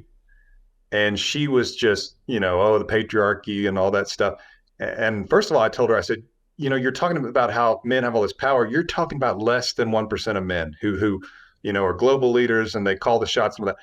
You're not talking about all the men. Second, I said, are you telling me that you expect your man to be a provider and a protector? Is that right? She did. I said, and you're basing that on the fact that he is indeed a man. Yes. Okay, then what's wrong with him expecting you to cook because you're a woman? Yeah. What's wrong with feminine? Yeah. No, so this And I is heard crickets chirping. I've stopped referring to them as traditional marriages or traditional relationships. I call them classic. They're classic relationships. They've stood the test of time and they work. And when my wife's a homemaker. She cooks. She keeps the home, and I earn the income, and we're both supportive of each other. And that way, we're not both having to do everything. Right. She doesn't want to deal with the finances. That's her. Not everybody's that way. But, I don't want to deal with the cooking and cleaning the house. But you know what? She actually enjoys it a lot. She embraces it because when we're done with what we need to do, we can be together and not worry about it. But what if we were both, and I know that you got to pay bills and stuff, but in today's world, so many couples will have a man and a woman, and they're both in these careers. And at the end of the day, they're exhausted and stressed out. And it's like, here's my scraps. Here's my leftover. Right. Oh, yeah, we got to clean the house and cook and clean. And the thing is, what if, I don't know, maybe people knew some things years ago and they said, it makes sense that we both can't do everything. Right. So how about we do what we're best suited for? Yeah, And complete then- each other. That's completing each other, Yeah. right? And how about When we're done with that, it's over. It's, because my wife takes care of the home during the day. I work during the day. When we're done, we're done. And we're in bed watching iPad, or we go out to dinner, and we're not both trying to do everything, because that is such a mountain of stress. And most people don't know that. They think, that it's oppression or something. But I made a joke the other day. I said, back when I had an office job and I had to get up early to fight traffic and all that, I get up at 6 a.m. I never once woke up and thought, I'm going to go oppress her today. Oh, No. Yeah, go oppressor today. No, I was getting up to go fight the traffic, to deal with bosses who didn't know what they were talking about, and things like, who asked me if the internet was going to survive, things like that, because I loved her. I wanted to provide for her. I wanted her to be able to nurture my kids, our kids. That's why I wanted her to have it better. I wanted to be able to buy nice things for her. I wanted her not to worry about things. I didn't want to oppress her. I don't know a single guy who goes to a job he hates to oppress his wife or his girl. And It's also to love. your point earlier about, if, you focus on each other's strengths, right? So it's like Yeah. your wife has her strengths, you have yours. At the end of the day, it seems like all the tasks are done. I think that leaves a lot more room for intimacy as well. Whereas like when you have two people working 40, 50-hour-a-week jobs, hour commute each way, it's like all you have is the weekend to just sleep in. And I think, when you're both burning both ends of the candle, I think intimacy likely also goes down, which then also affects the quality of the relationship. Children suffer. Yeah, the children. Absolutely. Children suffer. Oh, yeah. I think Oh, yeah. Not being raised by a parent at home. I was lucky to have that. So was I. Yeah. Yeah, my mom stayed home, raised us. My dad was the provider. Yeah. That's the way it works. And the kids are, very even-headed. Yeah. I have been on sessions with a couple who's just struggling, and I'll talk to both of them, and they both have careers. And so they're describing it to me and they don't realize it's what's causing it. And so I'll say, I just want you two to think about this. I'm not saying do it right now. And I know that this might come as a surprise, but what would you think about if you only had one career and it was yours, and you've said already, that you don't feel like you have enough time for the kids and that hurts you. And you feel like when you get home now, you're coming home to a mess and all this, and it's like you never get to stop. What if you didn't have your career and you could just focus on your family and your home and making it a place that both of you love, and that you feel like it's the mirage in the desert, it's the oasis in the desert. Yeah. Well, And so many women, the response often is they start crying and they will say, that's exactly what I want. I would love to do that. And again, it's not, when you're serving someone by going to work for them, in some ways, and please hear me right on this, in some ways it is servitude. You're serving them. Of course. And so for me to tell my wife, look, you don't even have to worry about the money part. That's me. And I'm not going to put my responsibility on you because I love you. Just like she's not going to put her responsibilities on me. And I'm going to take care of you. You're not going to have to worry about that. I'm going to take that off your plate, and you're going to take some things off my plate. That's what adults do. Yeah. And so I hope as a society we can find our way back to that, because Yeah, I no, think they're we're trying to screwing up the destroy the generation. nuclear. They're trying to destroy the nuclear family. I mean, absolutely. Oh yeah, that's another topic. to play devil's advocate, like there is a world in which you can have couples who both have careers and both work and exist outside the house and come home at the end of the day. It's just we have removed ourselves from that, from American culture. You see this happening a lot with Jewish families, Asian families. They call them generational households. Right. And it's how they accumulate wealth as well and actually provide a better life for their kids as they go forward, where they have the parents in the house, they go out and they work. The grandparents also live in the house and they stay and clean the house. Or and if raise the kids. grandparents are overseas, they come for 6 months and then they Yeah, switch and with then they the help out. with the other grandparents. Right. They go back and forth. So they'll get together as 3 generations. They'll buy a larger house if they have the means to do so, and they collaborate like human beings were meant to in a tribe. Your individual nuclear family. That's But it used to be closest like people that to you. here.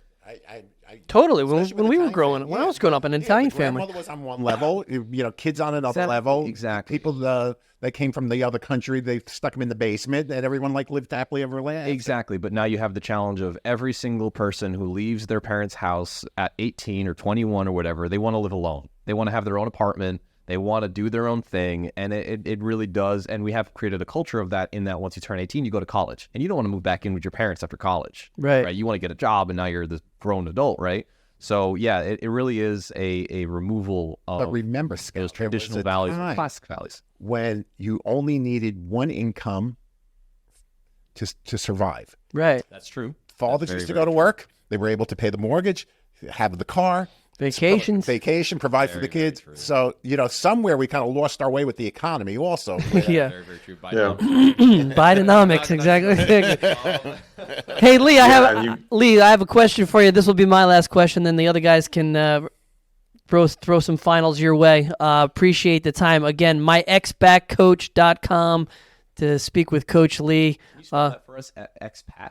Xback. Like get your ex back. Oh, okay. My ex back. MYEXBACK. Myexbackcoach.com.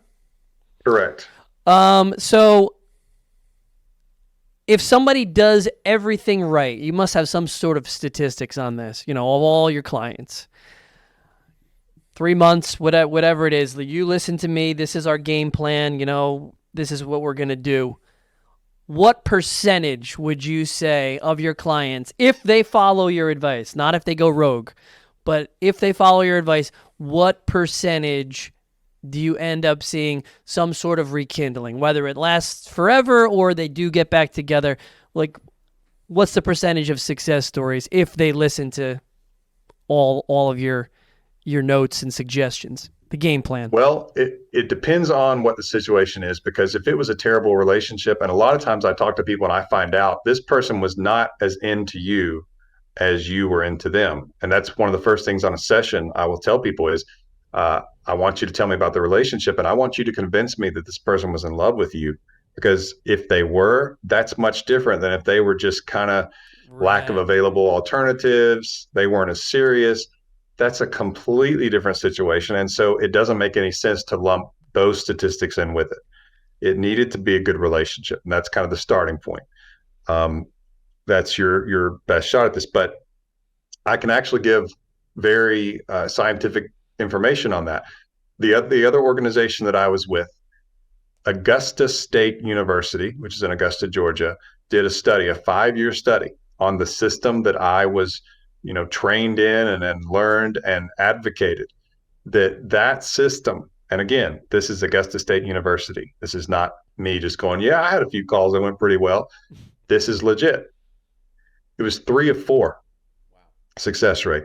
3 of 4 after 5 years. So they studied these couples 5 years, and these were adults.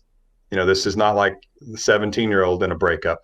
These were adults, and these were predominantly, they were marriage or marriage-like relationships. So these were the serious ones. So that's the best as far as raw, or not raw, but analytics on this that I can provide, is that this system does work. It does not work every time, simply because people are difficult to predict, and because we don't exactly know 100% of what impacted them in the relationship. And so some of them are going to have things that are just insurmountable. And some people, one of my clients from years ago, his wife was in a car wreck. She had amnesia, barely knew him. She did remember him. But what was interesting is part of her brain was damaged that causes her to feel love and empathy. Mm. Wow. So, yeah. And so he spent years trying to get her therapy for her that would help. Nothing helped. She was not interested in their daughters anymore. She wasn't interested in him. She did That's not care about terrible. anybody but herself. It basically turned her into a legitimate narcissist. Yeah. Yeah. So, I don't think that it makes sense to put that situation in the stats, just because that cannot be overcome. But you would say that your numbers sort of corroborate with Augusta, 75% success rate, if, you've got these variables that all make sense, a loving relationship, long-term, marriage-like, etc. I mean, there's no fixing brain chemistry, though, right? Right. But we're not lumping that one in. Right. Right. Yeah. If it was a good relationship, and if we put it into the same categories they studied, then the same stats should apply. And so That's high. that's going to, That's high. That's really high. It's a high success rate.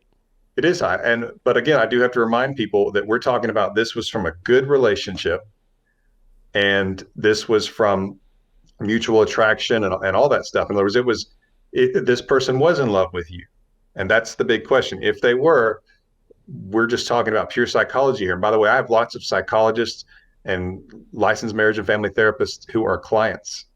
And that always, I remember when that used to surprise me, but they would tell me coaching is different than counseling. You can be direct, and you can be about achieving a goal. And that's what I need. I need your strategies and your techniques, because this person's broken up with me and I can't go counsel them, So, yeah, it will work if in a good amount of the time. So somewhere around 70% of the time, if the relationship was good, and we're talking about, mature adults and not teenagers, then your odds are good. But you do have to do the right things. And when you mess up, I'm not always a get out of jail free card. And I know a lot of people think that I am. They'll say, well, I know you say this, but I did this. After several of those, I'll tell them the odds are pretty low, but I'm going to do everything I can for you. Right. So you also a lot have of to it factor sounds that like in. it's just waiting, playing reclaiming yourself, really. Long con. I mean, that's the way it goes. These relationships are, tempered over time, Yeah. Right. They are. And time can be a friend, or time can be an enemy. Would you say that, and I read an article on this recently, excuse me, I think the article said 70% of unmarried couples break up within the first year. Do you see, when people come to you and they ask you, and you ask them, how long have you been together? Do you get a lot of that? Well, it's been about a year since we've been together and we've broken up now. Does that corroborate with you? Do you see a lot of that? I see I hear a year quite a bit. That's usually, I would say that's possibly the majority that I see as well, is that somewhere around that neighborhood Wow. of a year. I've got a stat for you, Matt. 100% of marriages end in divorce or death. Joe, you got any questions for Lee? Have you ever had a first consultation, let's say, with a client, and from that initial consultation, you're like, well, sorry, I'll give it to you again.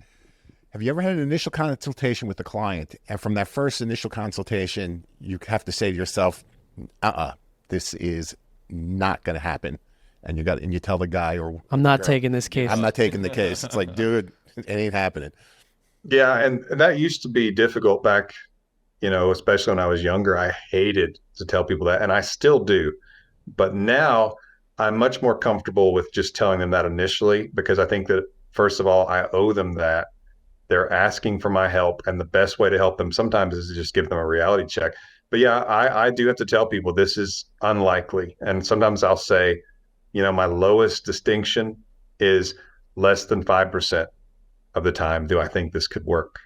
And I'll tell them that. I say, look, I'm just going to be honest with you right up front, based on, and I ask a lot of questions.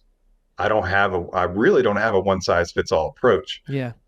There's principles that are true, but in every situation, but most situations are going to have their own nuances. And there's things I need to know before I can give them any kind of percentage, because it's an educated guess. It's not an exact science. But yeah, I will tell people that I think that your odds are really low, and that it would be best for you to try to move on with your life. That being said, if you want me to, I'm willing to give you everything I can to help do this. But I'm telling you, at best case scenario, you're talking like a 5 or 10% chance. I want you to know that before we go any further. And that's usually after at least half an hour of questions. And sometimes it's after a full hour of questions, because I want to be as careful and exact as I can when you're dealing with human behavior, which is very difficult to predict. But I do have to have those conversations, and it's about being honest with people and just unafraid to tell them the truth.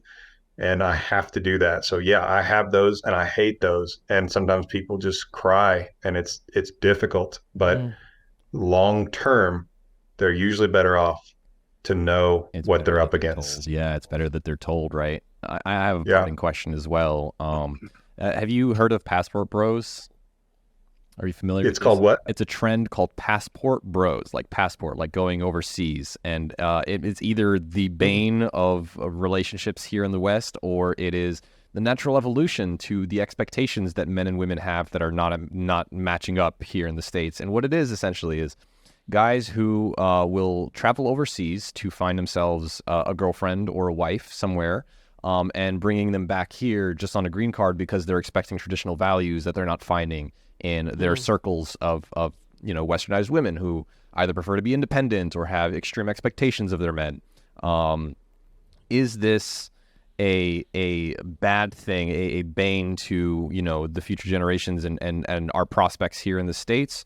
Or is this like a natural evolution, as far as like when you have men and women who are so at odds as far as what they want and what their values, are you truly liberal and want complete freedom, or do you actually expect traditional values of your men? How does that factor in? Is that something that guys should be looking at, or maybe it's a bit of a extreme reaction to their current environment?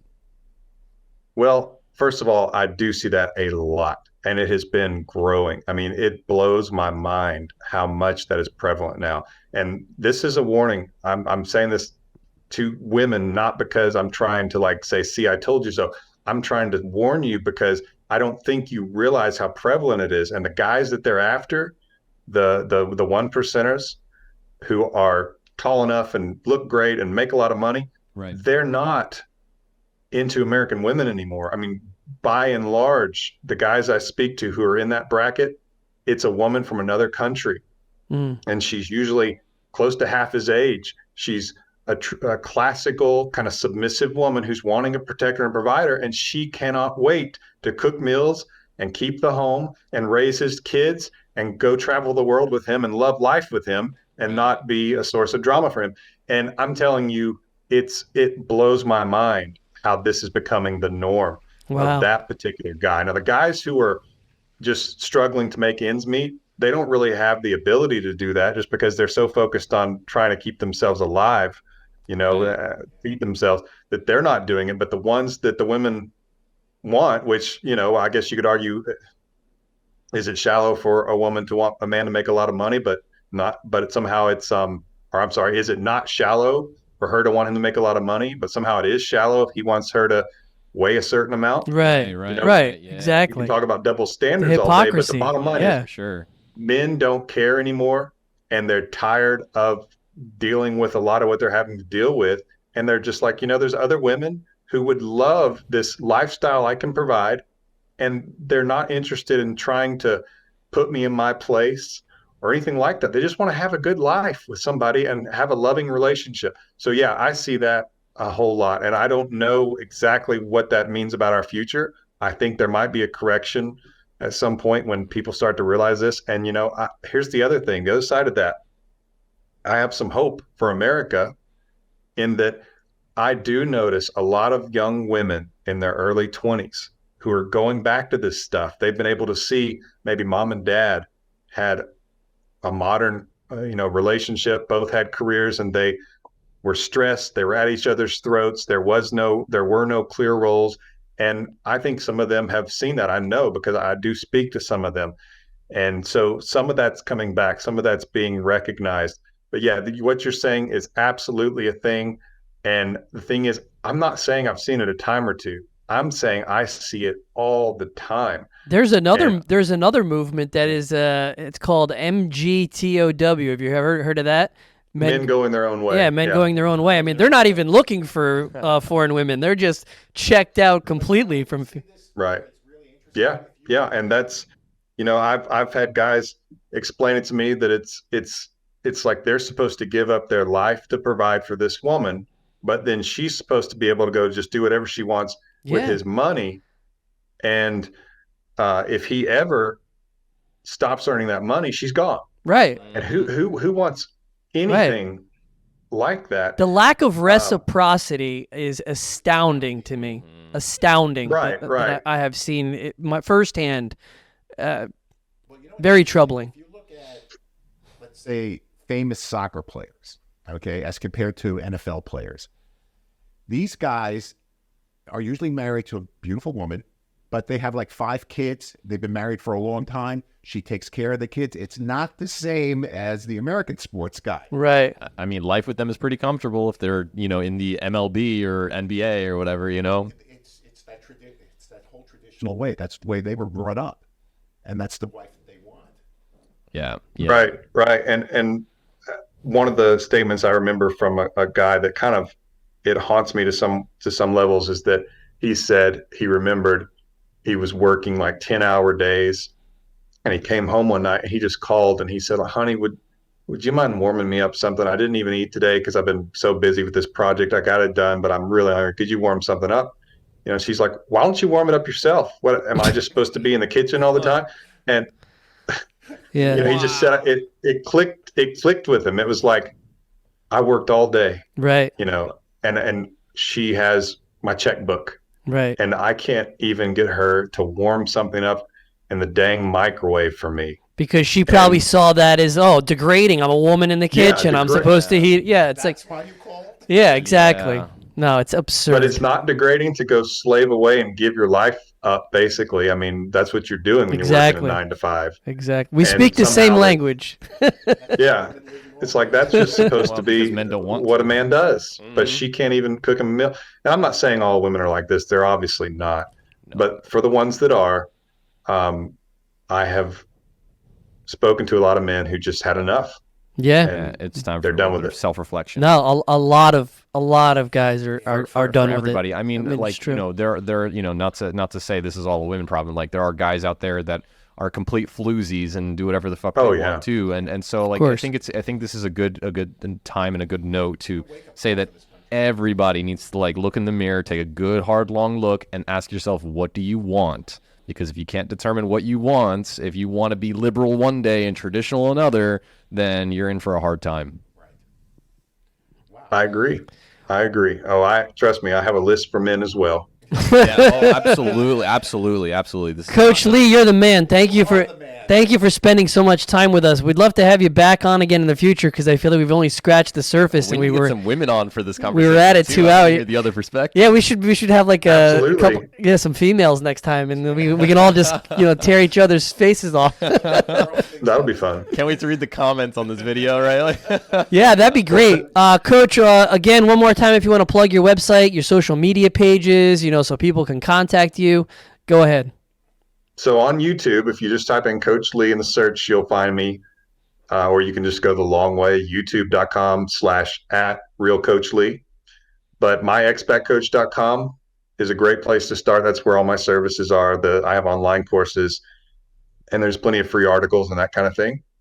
I'm on Instagram as well. Again, it's Real Coach Lee. So if anybody wants to follow me there, that's great. And guys, I really appreciate being on the show. It's been enlightening and fun just to kind of go back and forth.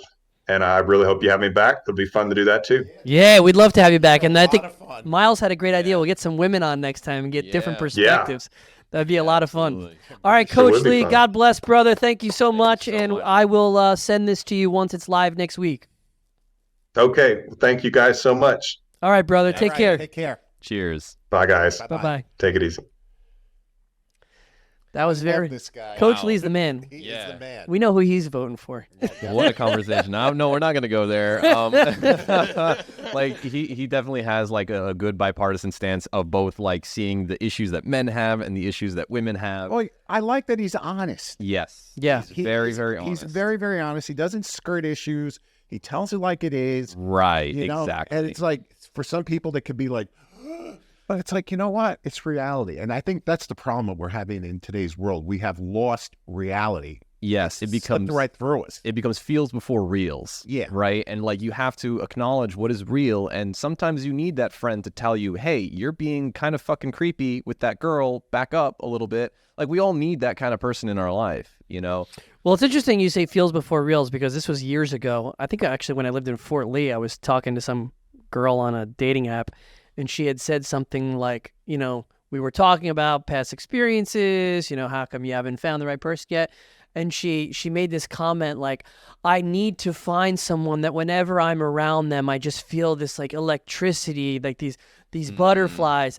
And that's just like so not realistic. that'll never last. And you are putting the responsibility of your feelings on somebody else. And another interesting thing is Randy, actually, Randy Fine, I think it was her, when we were talking one time in our own sessions, she said that if you're around somebody and they give you butterflies, that's actually a bad sign because it means that their vibration is not aligned with yours, that their vibration is causing you to feel like these butterflies, yes, they're butterflies, but what you really want to feel around somebody is calmness, peace, not an anxiety, not a, oh my God, like that Right. person is not actually what you really want when you're trying to find like a long-term partner. Like you don't need these feels before reels or like this girl said, I need to feel like Blanche. I want magic. But it's like, yeah, what you want is someone that you feel comfortable around, peaceful. Absolutely, absolutely. You couldn't have said it like any more clearly. You can't expect somebody else to make you feel a certain way. It's more so about like you got to look at the long term, right? That butterflies in your stomach, that sensation. bullshit. That's all stuff that you get like, in the initial aspects of the relationship. Like you said, that anxiety, right? That's when you're getting that adrenaline rush, that dopamine from like, oh, I'm meeting a new person, and you're living life on the edge, and you're doing risque things.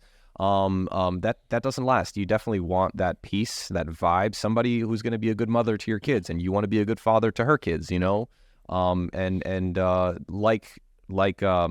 Lee was saying, we want to complete each other, right? Like somebody has to take care of the house, whether you like it or not. You can both have careers, but at the end of the day, the house still needs to be taken care of. The kids still need to be raised. That's the problem. Everyone goes their own way. Yeah. Families don't eat dinner together anymore. Everyone goes their own way. The wife has her own life. The husband has their own life. The kids are having their own life, and it doesn't come together. Yeah, the nuclear family is... Yep. Exactly. And that's like you said, everybody wants to go their own way. Like kids, when they're 18, they go to college. They finish college. What do they do? Whose fault is that with the kids? The parents today, I see parents with kids today, whatever the fucking kid wants, they give. Oh, I know. You want a $50,000 car? Yeah, here you go. You want this? Here you go. You want this? Here you go. And Yeah. the kids become entitled, and they don't get the shit beat out of them, and they should. and they should. If I acted up when I was a kid, like somebody that I know has a kid that acted up in a very unsavory way, and if I acted like that and I told this person, my father would have put me through a fucking wall if I acted that way. And I would have thanked him years later because I would not have grown up to be an entitled little fuck. My father just had a look at me, and I'm like, that was the warning Yeah. sign. Or, hey, Matt. Yeah. That's it. If Yeah. you went past that, no, And Yeah. that's certainly certain kids, right? If you look at the statistics as far as millennials and Gen Z, which of the kids are buying houses, right? none of them. Most of them are not buying houses. Who Most the of them fuck are can renting. afford a house? Right. It's completely become out of our That's reach the as a problem with generation. two women staying home and taking care of the house. Yeah, It's like then as well, one guy has to provide the mortgage, Yeah, has to make $5,000 a month in order to make At least. ends meet. Then you get these households where, okay, she's working, but then they have to daycare, housekeeper, and all of a sudden, an au pair. yeah, the money that she's making, she's going to be netting $100 at the end of the week after she pays out for everything else. So it's like, stay home and raise your children. It would be good, but the prices are so high that I think it just makes it hard for one income to survive in today's culture. It works for some of these kids though because they have parents that can support them in co-signing a mortgage or helping them with the down payment. Sure. And those are the kids that you're talking about that are like super entitled and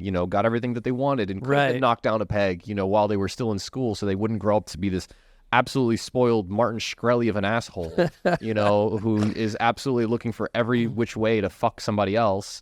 Peter Keatings of the world. Yeah. I'll never forget my dad's famous line. I was at the time, maybe it was around 15, and he goes, "Oh, a few more years, you're going to be getting your license. You want a car?" I'm like, "Yeah, better start saving for it now." That's a life lesson, all right. And you know what? I did, and I actually did. That's how you Was it bought a a car. 1959 pink Thunderbird convertible? Yeah. Anyways, Miles, finish your thought. Oh, that was my thought. Is that it comes down to your values and what you choose to decide what's important, deciding what you want. I know this is rich coming from me because the last time you guys asked me what I wanted, I was just like, well, I want a lot of things, right? But determining who is going to be right for you. And then becoming the kind of person that person would be attracted to. Yeah, right. Right? But it's okay to want, Miles. It's okay to want. It's okay to want. And it's okay to absolutely. be successful, and it's okay to make money. You shouldn't be penalized to want success. Yeah, of course not. Okay? But it's a two-way street, right? Is that Exactly. like, I want success, therefore I have to become somebody that a successful person would want, Right.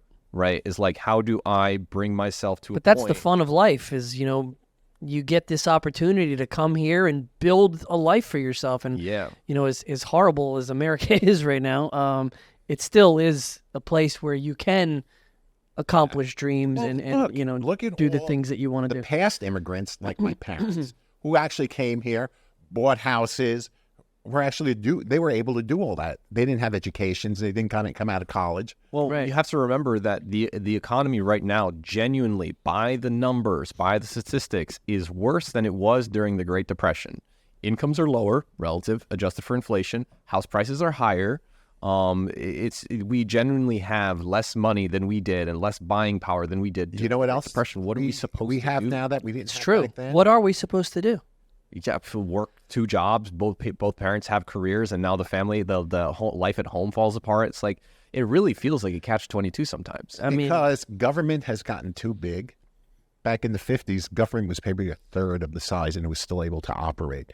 The biggest employer is government right now. Well, it's not just government. Absolutely, I'm with you. Like, I think Okay, government so has gotten too big, but gotten you too also big, have and murders everywhere. And like and 5 taxes. companies own like the majority of the country of the That's So- companies. just in the the But I would individual argue itself. that the 5 companies that you talk about, Hollywood, Big Pharma, government, it's all the same thing.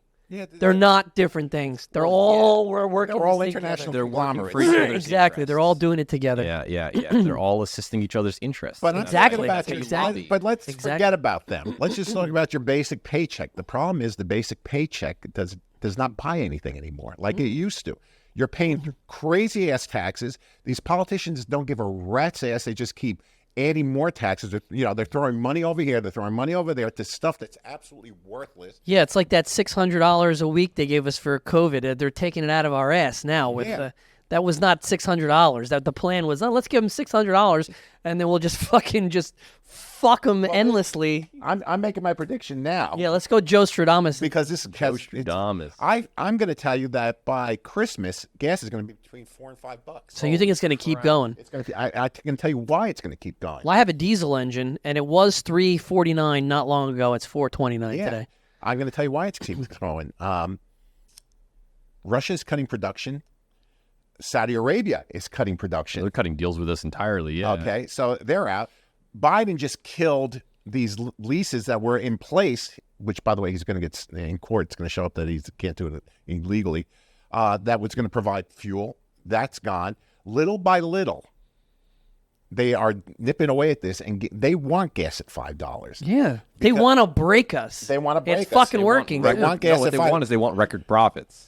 Is what they for want. themselves. Yeah, but it goes beyond that. It has to do with an agenda. Absolutely. That they want, this green agenda, which is all a bunch of bullshit.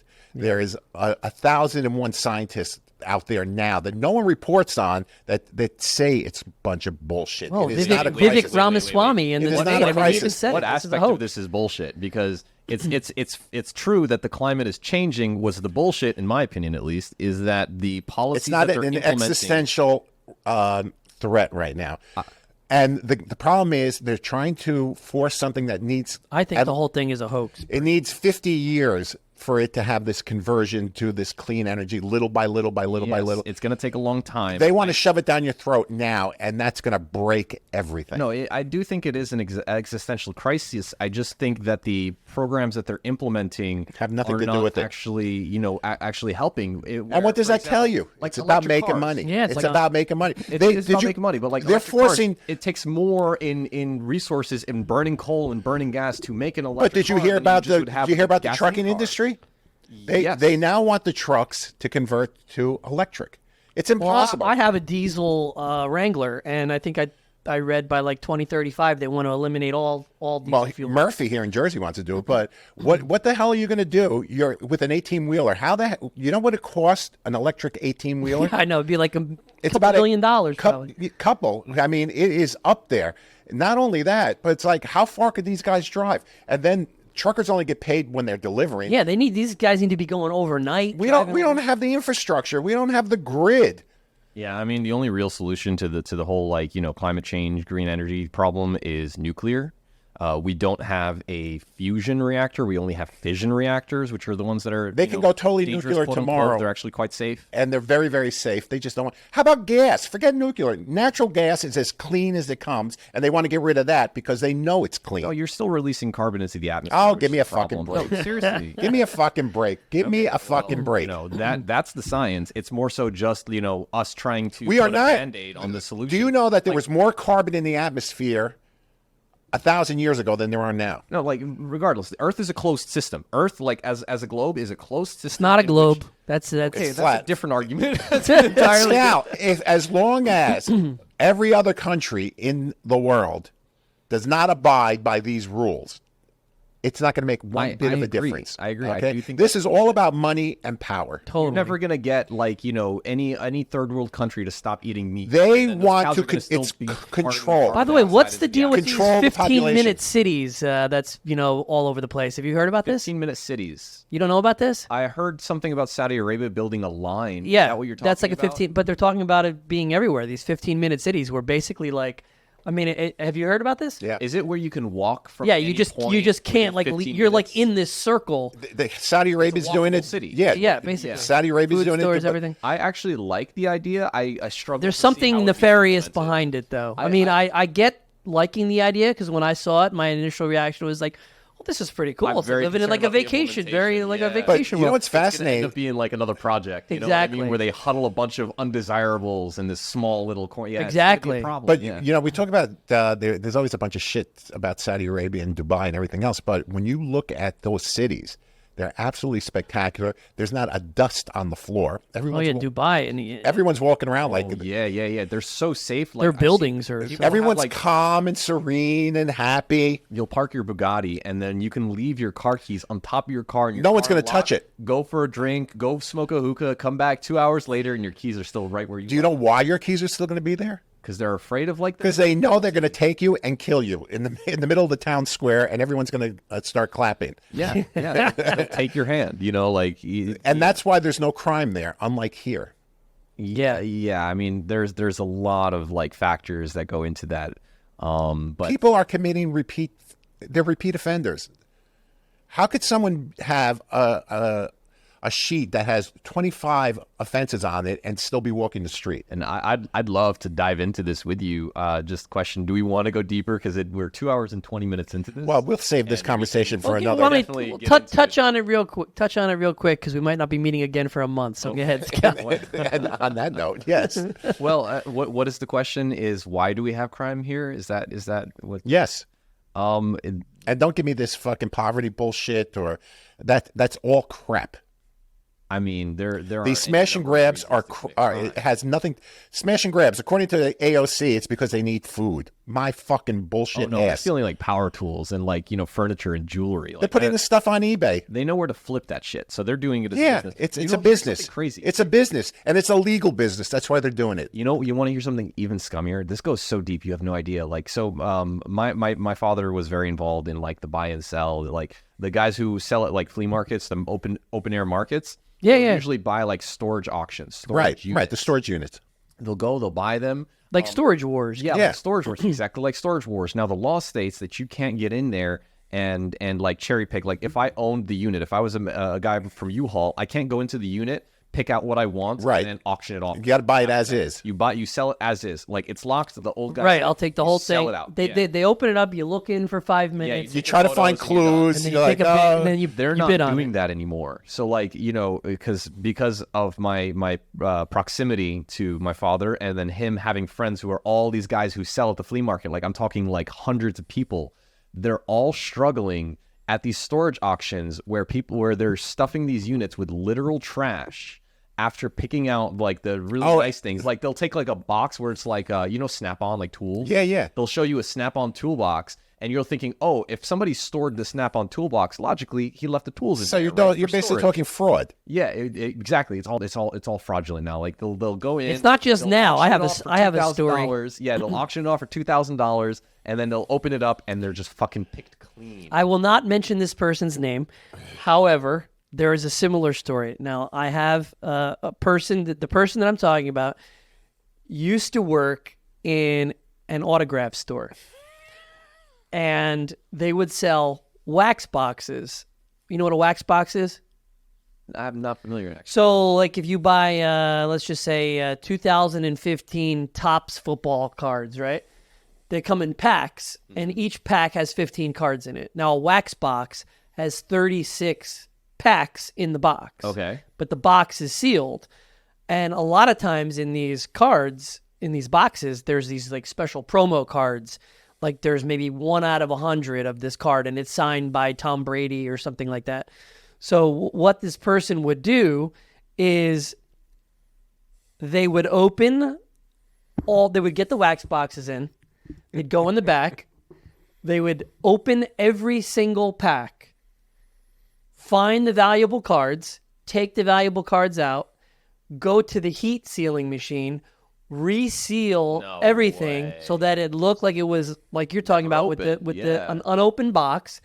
The person would come in, probably pay $400 or $500 for that box, thinking that you're going to get find a rare card. Yeah. right, expecting to find a rare card. They would get total garbage, and this person would take the cards and sell them on eBay and make thousands and thousands Yeah, of people are dollars. struggling. They have auctioneers who are doing these like storage war unit things where they literally open it up. They have a closed auction before they have the open auction. This was going back on in like the year 2000. As Bob used to say, there are no new sins. You know, people are. Oh, yeah. There was a show that used to kind of expose antique dealers. It's not on anymore, but it was great. So a person came in with 4 plates that were worth a bunch of money. And they go to the antique dealer to sell them the plates. And the guy's like, I see these things all the time. they're worthless, really. Knowing probably that they were really. I'll give you, $10. So the guy makes the transaction. Then they go back to the antique dealer. Different person goes back to the antique dealer and it's like, oh, those look nice. Pulls out the plates and he's like, these are extremely rare. I can give you the 4 for $500. I'm not really making that much money on it. A lot of shady people out there, man. They cracked another guy that you would bring your diamond ring to get resized. If you had a really good stone, he will pull the stone out and replace it with a shittier stone. But wouldn't you be able to tell, like remembering your own stone? Well, how they were able to tell was the good stone, they would laser a mark in it. So it had the laser mark in it. So then when they got the ring back, they look at the stone, take the stone out, didn't have the laser mark in it, and it had a bunch of flaws and shit. But most people don't pay attention. Right. Yeah. Most people don't know. I mean, there's just like a lack of trust in a lot of like, interactions nowadays. Like nobody seems to trust anybody. And that's probably why we have that right. Because everyone's scamming everybody. It's true. And going back to dating, I don't think there's a lot of trust. I mean, there's not a lot of trust. Men are suspicious of women who are suspicious of men. Yeah. And I think the real problem, and to answer your question about like, why is there so much crime, is that there's such a huge lack of shared values in our country. Like in Saudi Arabia, for example, like, they're afraid of the penalty, but they kind of have that Sharia law value, right? Like whether you agree with it or not is irrelevant. They share that value. Well, they used to have values like out here, but we used to have This is not Kansas anymore. This isn't Kansas anymore. This is not 1989. There was United States of America. a councilwoman. You weren't even born yet. From one of those shit cities, I think Minneapolis it was, and they showed a clip of her that we're going to defund the police, we're going to get rid of the police suck. Who's the first person she calls when someone breaks into her house? Last week, her car gets stolen. Who'd she call? Yeah. Okay, and now she's having a press conference. Well, we need to do something about crime, and we need to have a bigger police presence. You fucking dump, bump. Bimbo, man. Yeah, there's a cognitive dissonance in this country. If you can go to California and go into a store and steal $900 worth of stuff and not get prosecuted, what does that tell you? There's another problem in this country of like cognitive dissonance, of which it doesn't exist until it happens to me. Of course. Listen, I'm for the Second Amendment, but I will say, like, when you have so many mass shootings in the nation, and to argue against any sort of gun reform or gun control at all, like anything at all, it's a cognitive dissonance of like, oh, this isn't going to happen to me. Do you actually think gun control is going to stop the criminal? No. You need to have the guns to protect yourself, because if you ban guns, the criminals are still going to get the guns, and you're not going to be able to defend yourself. Even if you banned every gun, they're still going to get it. Drugs are illegal. The criminal will find a way. Yes, of course. To break into your house with a baseball bat or something else. No, the criminal will find a way to get into your house with a gun. Yeah. He will still find... You could ban guns, he will still get the fucking gun. Agree, most but there guns. Are still some like common sense loopholes that are just... Of course, nobody should be able to go in and buy a fucking Rambo AK-40. Right. Yeah, of course. 18, you can't... Like, what do you need this for? You're going hunting? What are you hunting? Aliens? What are you hunting? Because then you can have the argument where you're in, the Carolinas or in Texas. These guys ride around in their... Oh, I know, it's scary. You piss someone off, they got a gun right there. Yeah. I mean, but that tells you, don't fuck with people. That's true. Go hunting in like helicopters with miniguns to go boar hunting. Like, they love to go big in places like Texas. I think we have a big mental health issue in this country, You should see some of the YouTube videos. Like, I'll look up like a certain gun that I'm interested in. Okay, so I'll plug that in the search, and then in YouTube you'll have all these guys, which they're great. They're like real hillbillies that are testing the guns. Like, I got here the new Smith & Wesson 5, and they're in their backyard with like these setups where this is a great shot right there. Shooting out bottles. I recommend this gun highly. You want to hear something funny though? Like, now that we're on the subject of guns, is that instead of common sense reform or any sort of like helpful policy, government is instead wasting time and money with silly little things like gun buybacks, where you can volunteer to give up your gun. That's been going on forever. Now, New York did something like this. Yeah, right? they've been doing that forever. Policy. Get this though, New York announced they were doing a gun buyback program, and this one gentleman from New York, he has a 3D printer, and started 3D printing like, gun mounts and gun, not gun mounts, I'm sorry. He started 3D printing gun frames in which you had to put in the pin and the hammer and the actual cylinder inside the actual handgun for it to be functional, to fire a bullet. But he would be building these 3D ghost guns and selling it back to the New York government for profit. He was manufacturing guns in his basement because they had a gun buyback program. So he just had a guaranteed free customer. 3D printing is going to be a big thing. It already is. I think AI. With organs. I mean, I did a paper on immortality, and they're working on. Oh yeah, they're working on it. 3D printings of like using your own cells. Yeah. To reprint, like if you have a faulty liver, organ, if you have a bad liver, they're going to reprint your organ. Yeah. Scal, you know how you get rid of the gun problem?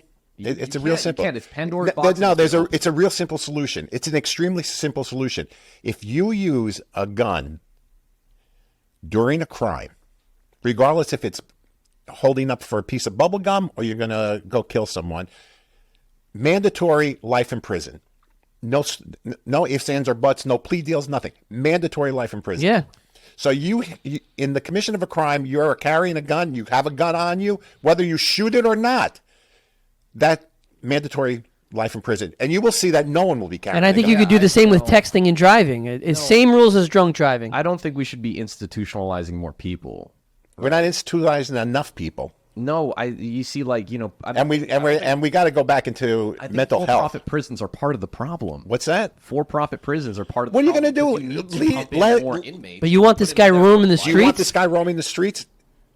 Like, Do you want the guy that's You go into a 7-Eleven and that guy's holding up the place. You're okay with maybe going back tomorrow night and he's back there doing the same he's thing? out on no cash bail. He's right back on the street and he's doing the same thing. I think it's possible for people to make mistakes. If he's a repeat offender, that's a different story. It doesn't make a different. But if you have some, You want to dumbass deter crime? criminal- I'm telling you, you want to deter crime. Look what they did with the gangs in what do you call it? What country was it? That Latin America country that had a ton of gangs. Oh, no, there's a lot. There's a lot. Well, there's one. Venezuela? The president comes in, and what does he do? He institutes these new laws that if you're in a gang, you have gang tattoos, anything, you are in a prison. Yeah. They got rid of gang violence I completely. agree. There is no more gang violence. What they show are these pictures of these guys all with the fucking tattooed faces and everything else, and they're all sitting in the prison. And the prison is what do you call it? Joyride. Let me tell You you. know what's crazy? Here's what I think is actually crazy. If you really want to solve crime, you have to allow crime. And I'm not saying like any crime, like organized crime deters unorganized crime. It's the same thing when we had the mafia or the Yakuza in Japan or the cartel in Mexico. I'm not saying these organizations are necessarily good, but once they got shut down, like their existence prevented other small operators. If there was there was a street operating on their streets, that had organized crime, the mafia lived on that street. There's no crime happening in that. it's right. literally the safest neighborhood that you could live on. That's same in Absolutely. Chinatown, so on and so Yeah, forth. yeah, exactly. Is that like you have to fight fire with fire. And what is the police if not an organized gang that's sponsored by the government? But again, how do you explain Saudi Arabia, Dubai, The government Amsterdam. gang. They're the biggest gang in town. Taiwan? Holland. Yeah, Holland. Where Switzerland. There's no Sweden. crime. Yeah, the government is the biggest gang in town. It's Because how it is. Outside because of the people Taliban, know maybe. there, if you commit crime, Not there in is Sweden and No, Holland. no, we're talking about Saudi It's- Arabia. No, but those are still have other extreme- countries you that I gotta just have mentioned. a deterrent There's not to the crime. there's not- Look what taking away the deterrence. Look what has happened in this country right now. Crime is out of control. Yeah. It is out of control because we have given people a passport to commit crime. If you know you're not going to get put in jail, if you know that If you know you could arrested- steal a PlayStation 5 every day and flip it, Well, you like see- break into a place, well, what's stopping you How from about doing it every I day? mean, I love the people that are going into these Target. Do you like going to a store and everything is behind a glass wall now? Oh, it's the worst Well, experience. the worst shopping experience. It's crime. Then you got to find the one person that's working there yeah, to get the key to open it. And I mean, these people, they're filling up shopping carts with Tide. Yeah, and like at this point, But Tide sells for $25 for a big thing of Tide. They stick it on the fucking internet for 10.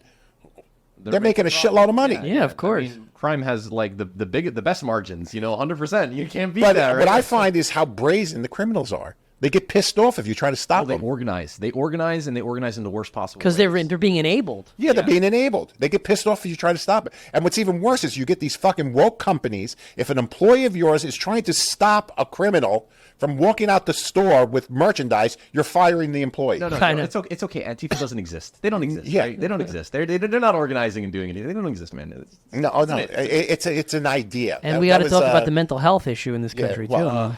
Yeah, I mean, we could go on and on and on about. Well, they stopped taking care of the mental health issue, and that's another problem. Right. We could go on. There's a This is fucking- great subject for its own podcast. I agree. And so is exorcism. We need an expert. We need to bring an expert in who's got. We need to who's bring got in a detail. mental health expert. Yeah. We did good today, though, guys. I think so. I think so. Despite Nathan Lane's attempts to shut us down, we got Coach Leon, a great guy, valuable insight provided on Really, you how guys. to handle breakups. And If he you wanna- wingmaned me, bro. I know my next. Look, move. we've covered both angles. If you want to get back with someone, you go to Coach Lee. If you want to get rid of someone, You go to Randy. fine. We're So we got you covered, baby. We got you We're covered. covering all the bases here. Not sure when our next episode is going to be. Hopefully within the next few weeks. Yes. Because show's taken off. We thank all of our subscribers and listeners and people who are reviewing it on YouTube. We did Joe Stradamus. I think that's it. We're going to wrap it up. We're We got gonna wrap it Lone up. Star coming up. We officially announced that. Next week, when this episode hits, we will have announced our leading lady. A lot of exciting things happening in the world of Ruth Stage, and we got to talk to DJ Scally about doing the website. You're gonna Joe, love. Joe just pointed at me like I was the leading lady. No, I was like, I pointed you. You're gonna really love our leading lady. Oh, okay. Yeah. Because I was like, oh, I didn't realize. Because you're gonna be taking pictures of her. Maybe you could use some tools that Coach Lee provided you to go after our leading lady. I think you'll probably find her attractive. I'm going to get my ex back, or rather, get my ex. You know, Real quick before we wrap up, when you said that you in a drunken stupor sent some text, Yeah. I'm like, this motherfucker was taking like naked pictures of I thought it was a himself. dick pic. I Yeah. thought it was like dick pics. Oh yeah, no. See, I wouldn't send anybody any nudes beyond a photo of the tattoo on my ass, and that's Unless it was only a girlfriend. by request. So that's with consent. So would you say, just to dial back to that girl, Dick pics for a never second. work. Dick pics never work, guys. Do not send her a dick pic. It will not work. Well, it depends on who you're. If it's your It girlfriend, doesn't work. if it's your girlfriend, it'll work. Could you But send if someone it's- else's dick pic? Yeah, I've sent girls photos of Dick Cheney. When they've asked for dick pics, yeah, I was like, yeah, So here's a there photo was of a no. dick. Just to talk really quick about this girl. So there was no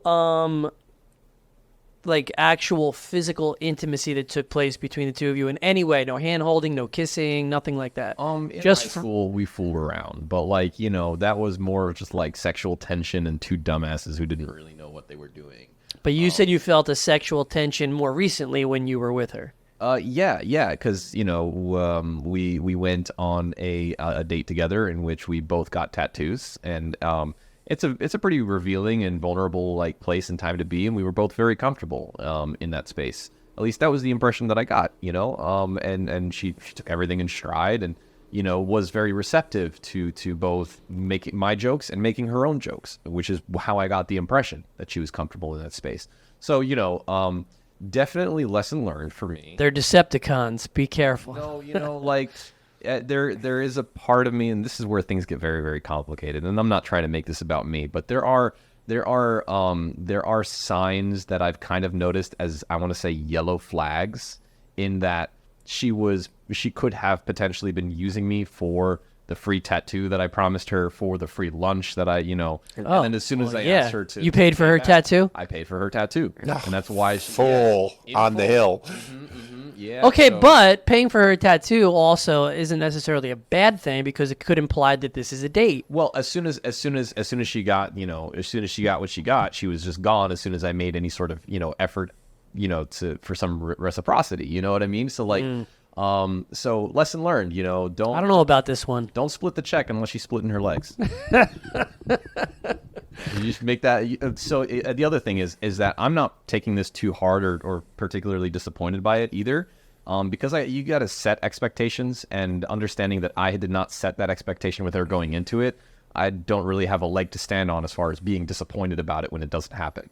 So yeah, lesson learned. Set those expectations. Know what you're getting yourself into. So when you made this sort of the sexual advance, we'll call it. It was a fucking meme. I'll show Right. you- I'll- No, I'll show you after it sounds harmless, but she kind Yeah, of got out that's of Dodge, right? Well, okay. So to be candid, Scal, this was a lesson learned, my friend. Yeah, I would not go after this girl. But since we're asking questions, I sent a stupid fucking meme.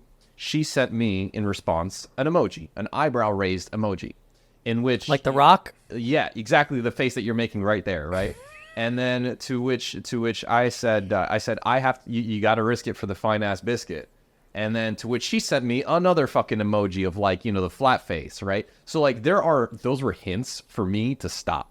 And I didn't, for me, I'm like, fuck, in for a penny, in for a pound. You know what I mean? Like either we're going to win today or we're just, this is that, like I'm going to get to a conclusion today.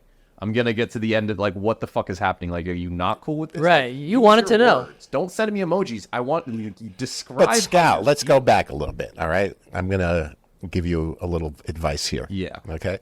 When she sent the response as an emoji, number one, that is a big yellow flag. It was a huge red flag. Okay, to number stop, one. yes. Number one. Number two, you got to understand, in her eyes, what you were asking for cements the deal, per se.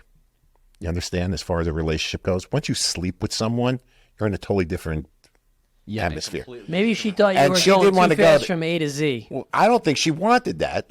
I don't think she wanted to go there or be don't in think a so. relationship with you. I don't think so. And Or if she did, she didn't want it to be as accelerated. because what I'm going to say, and I'm not going to mention names or anything like that, but remember there was a girl who chased you during one of our runs. Oh, I remember. I know who he's talking. Okay, yeah. Yeah, I'm sorry, Matt. I hope I didn't make a mess.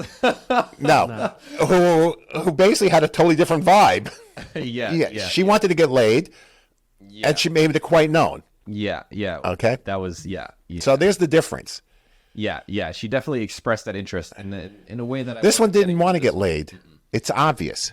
Yeah, and I'm not going to dwell on it too much because that's a good way to drive myself crazy. So, like, what happens. Happens to us all, man. A life experience. Scal, you're a good-looking guy. You can. Thank you, Joe. You can pick and choose and peck.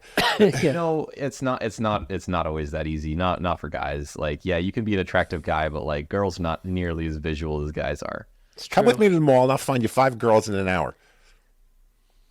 I'd like to see it. Sounds like a challenge. Yeah, it sounds like a challenge. Let's get. The All right, Joe Biden is a clone. Taylor Swift is the clone of Anton LaVey, right? Yes. Church of Satan, his wife. Taylor Swift is her reincarnated. And they killed Jimmy Buffett because he was making too much money. Look it up.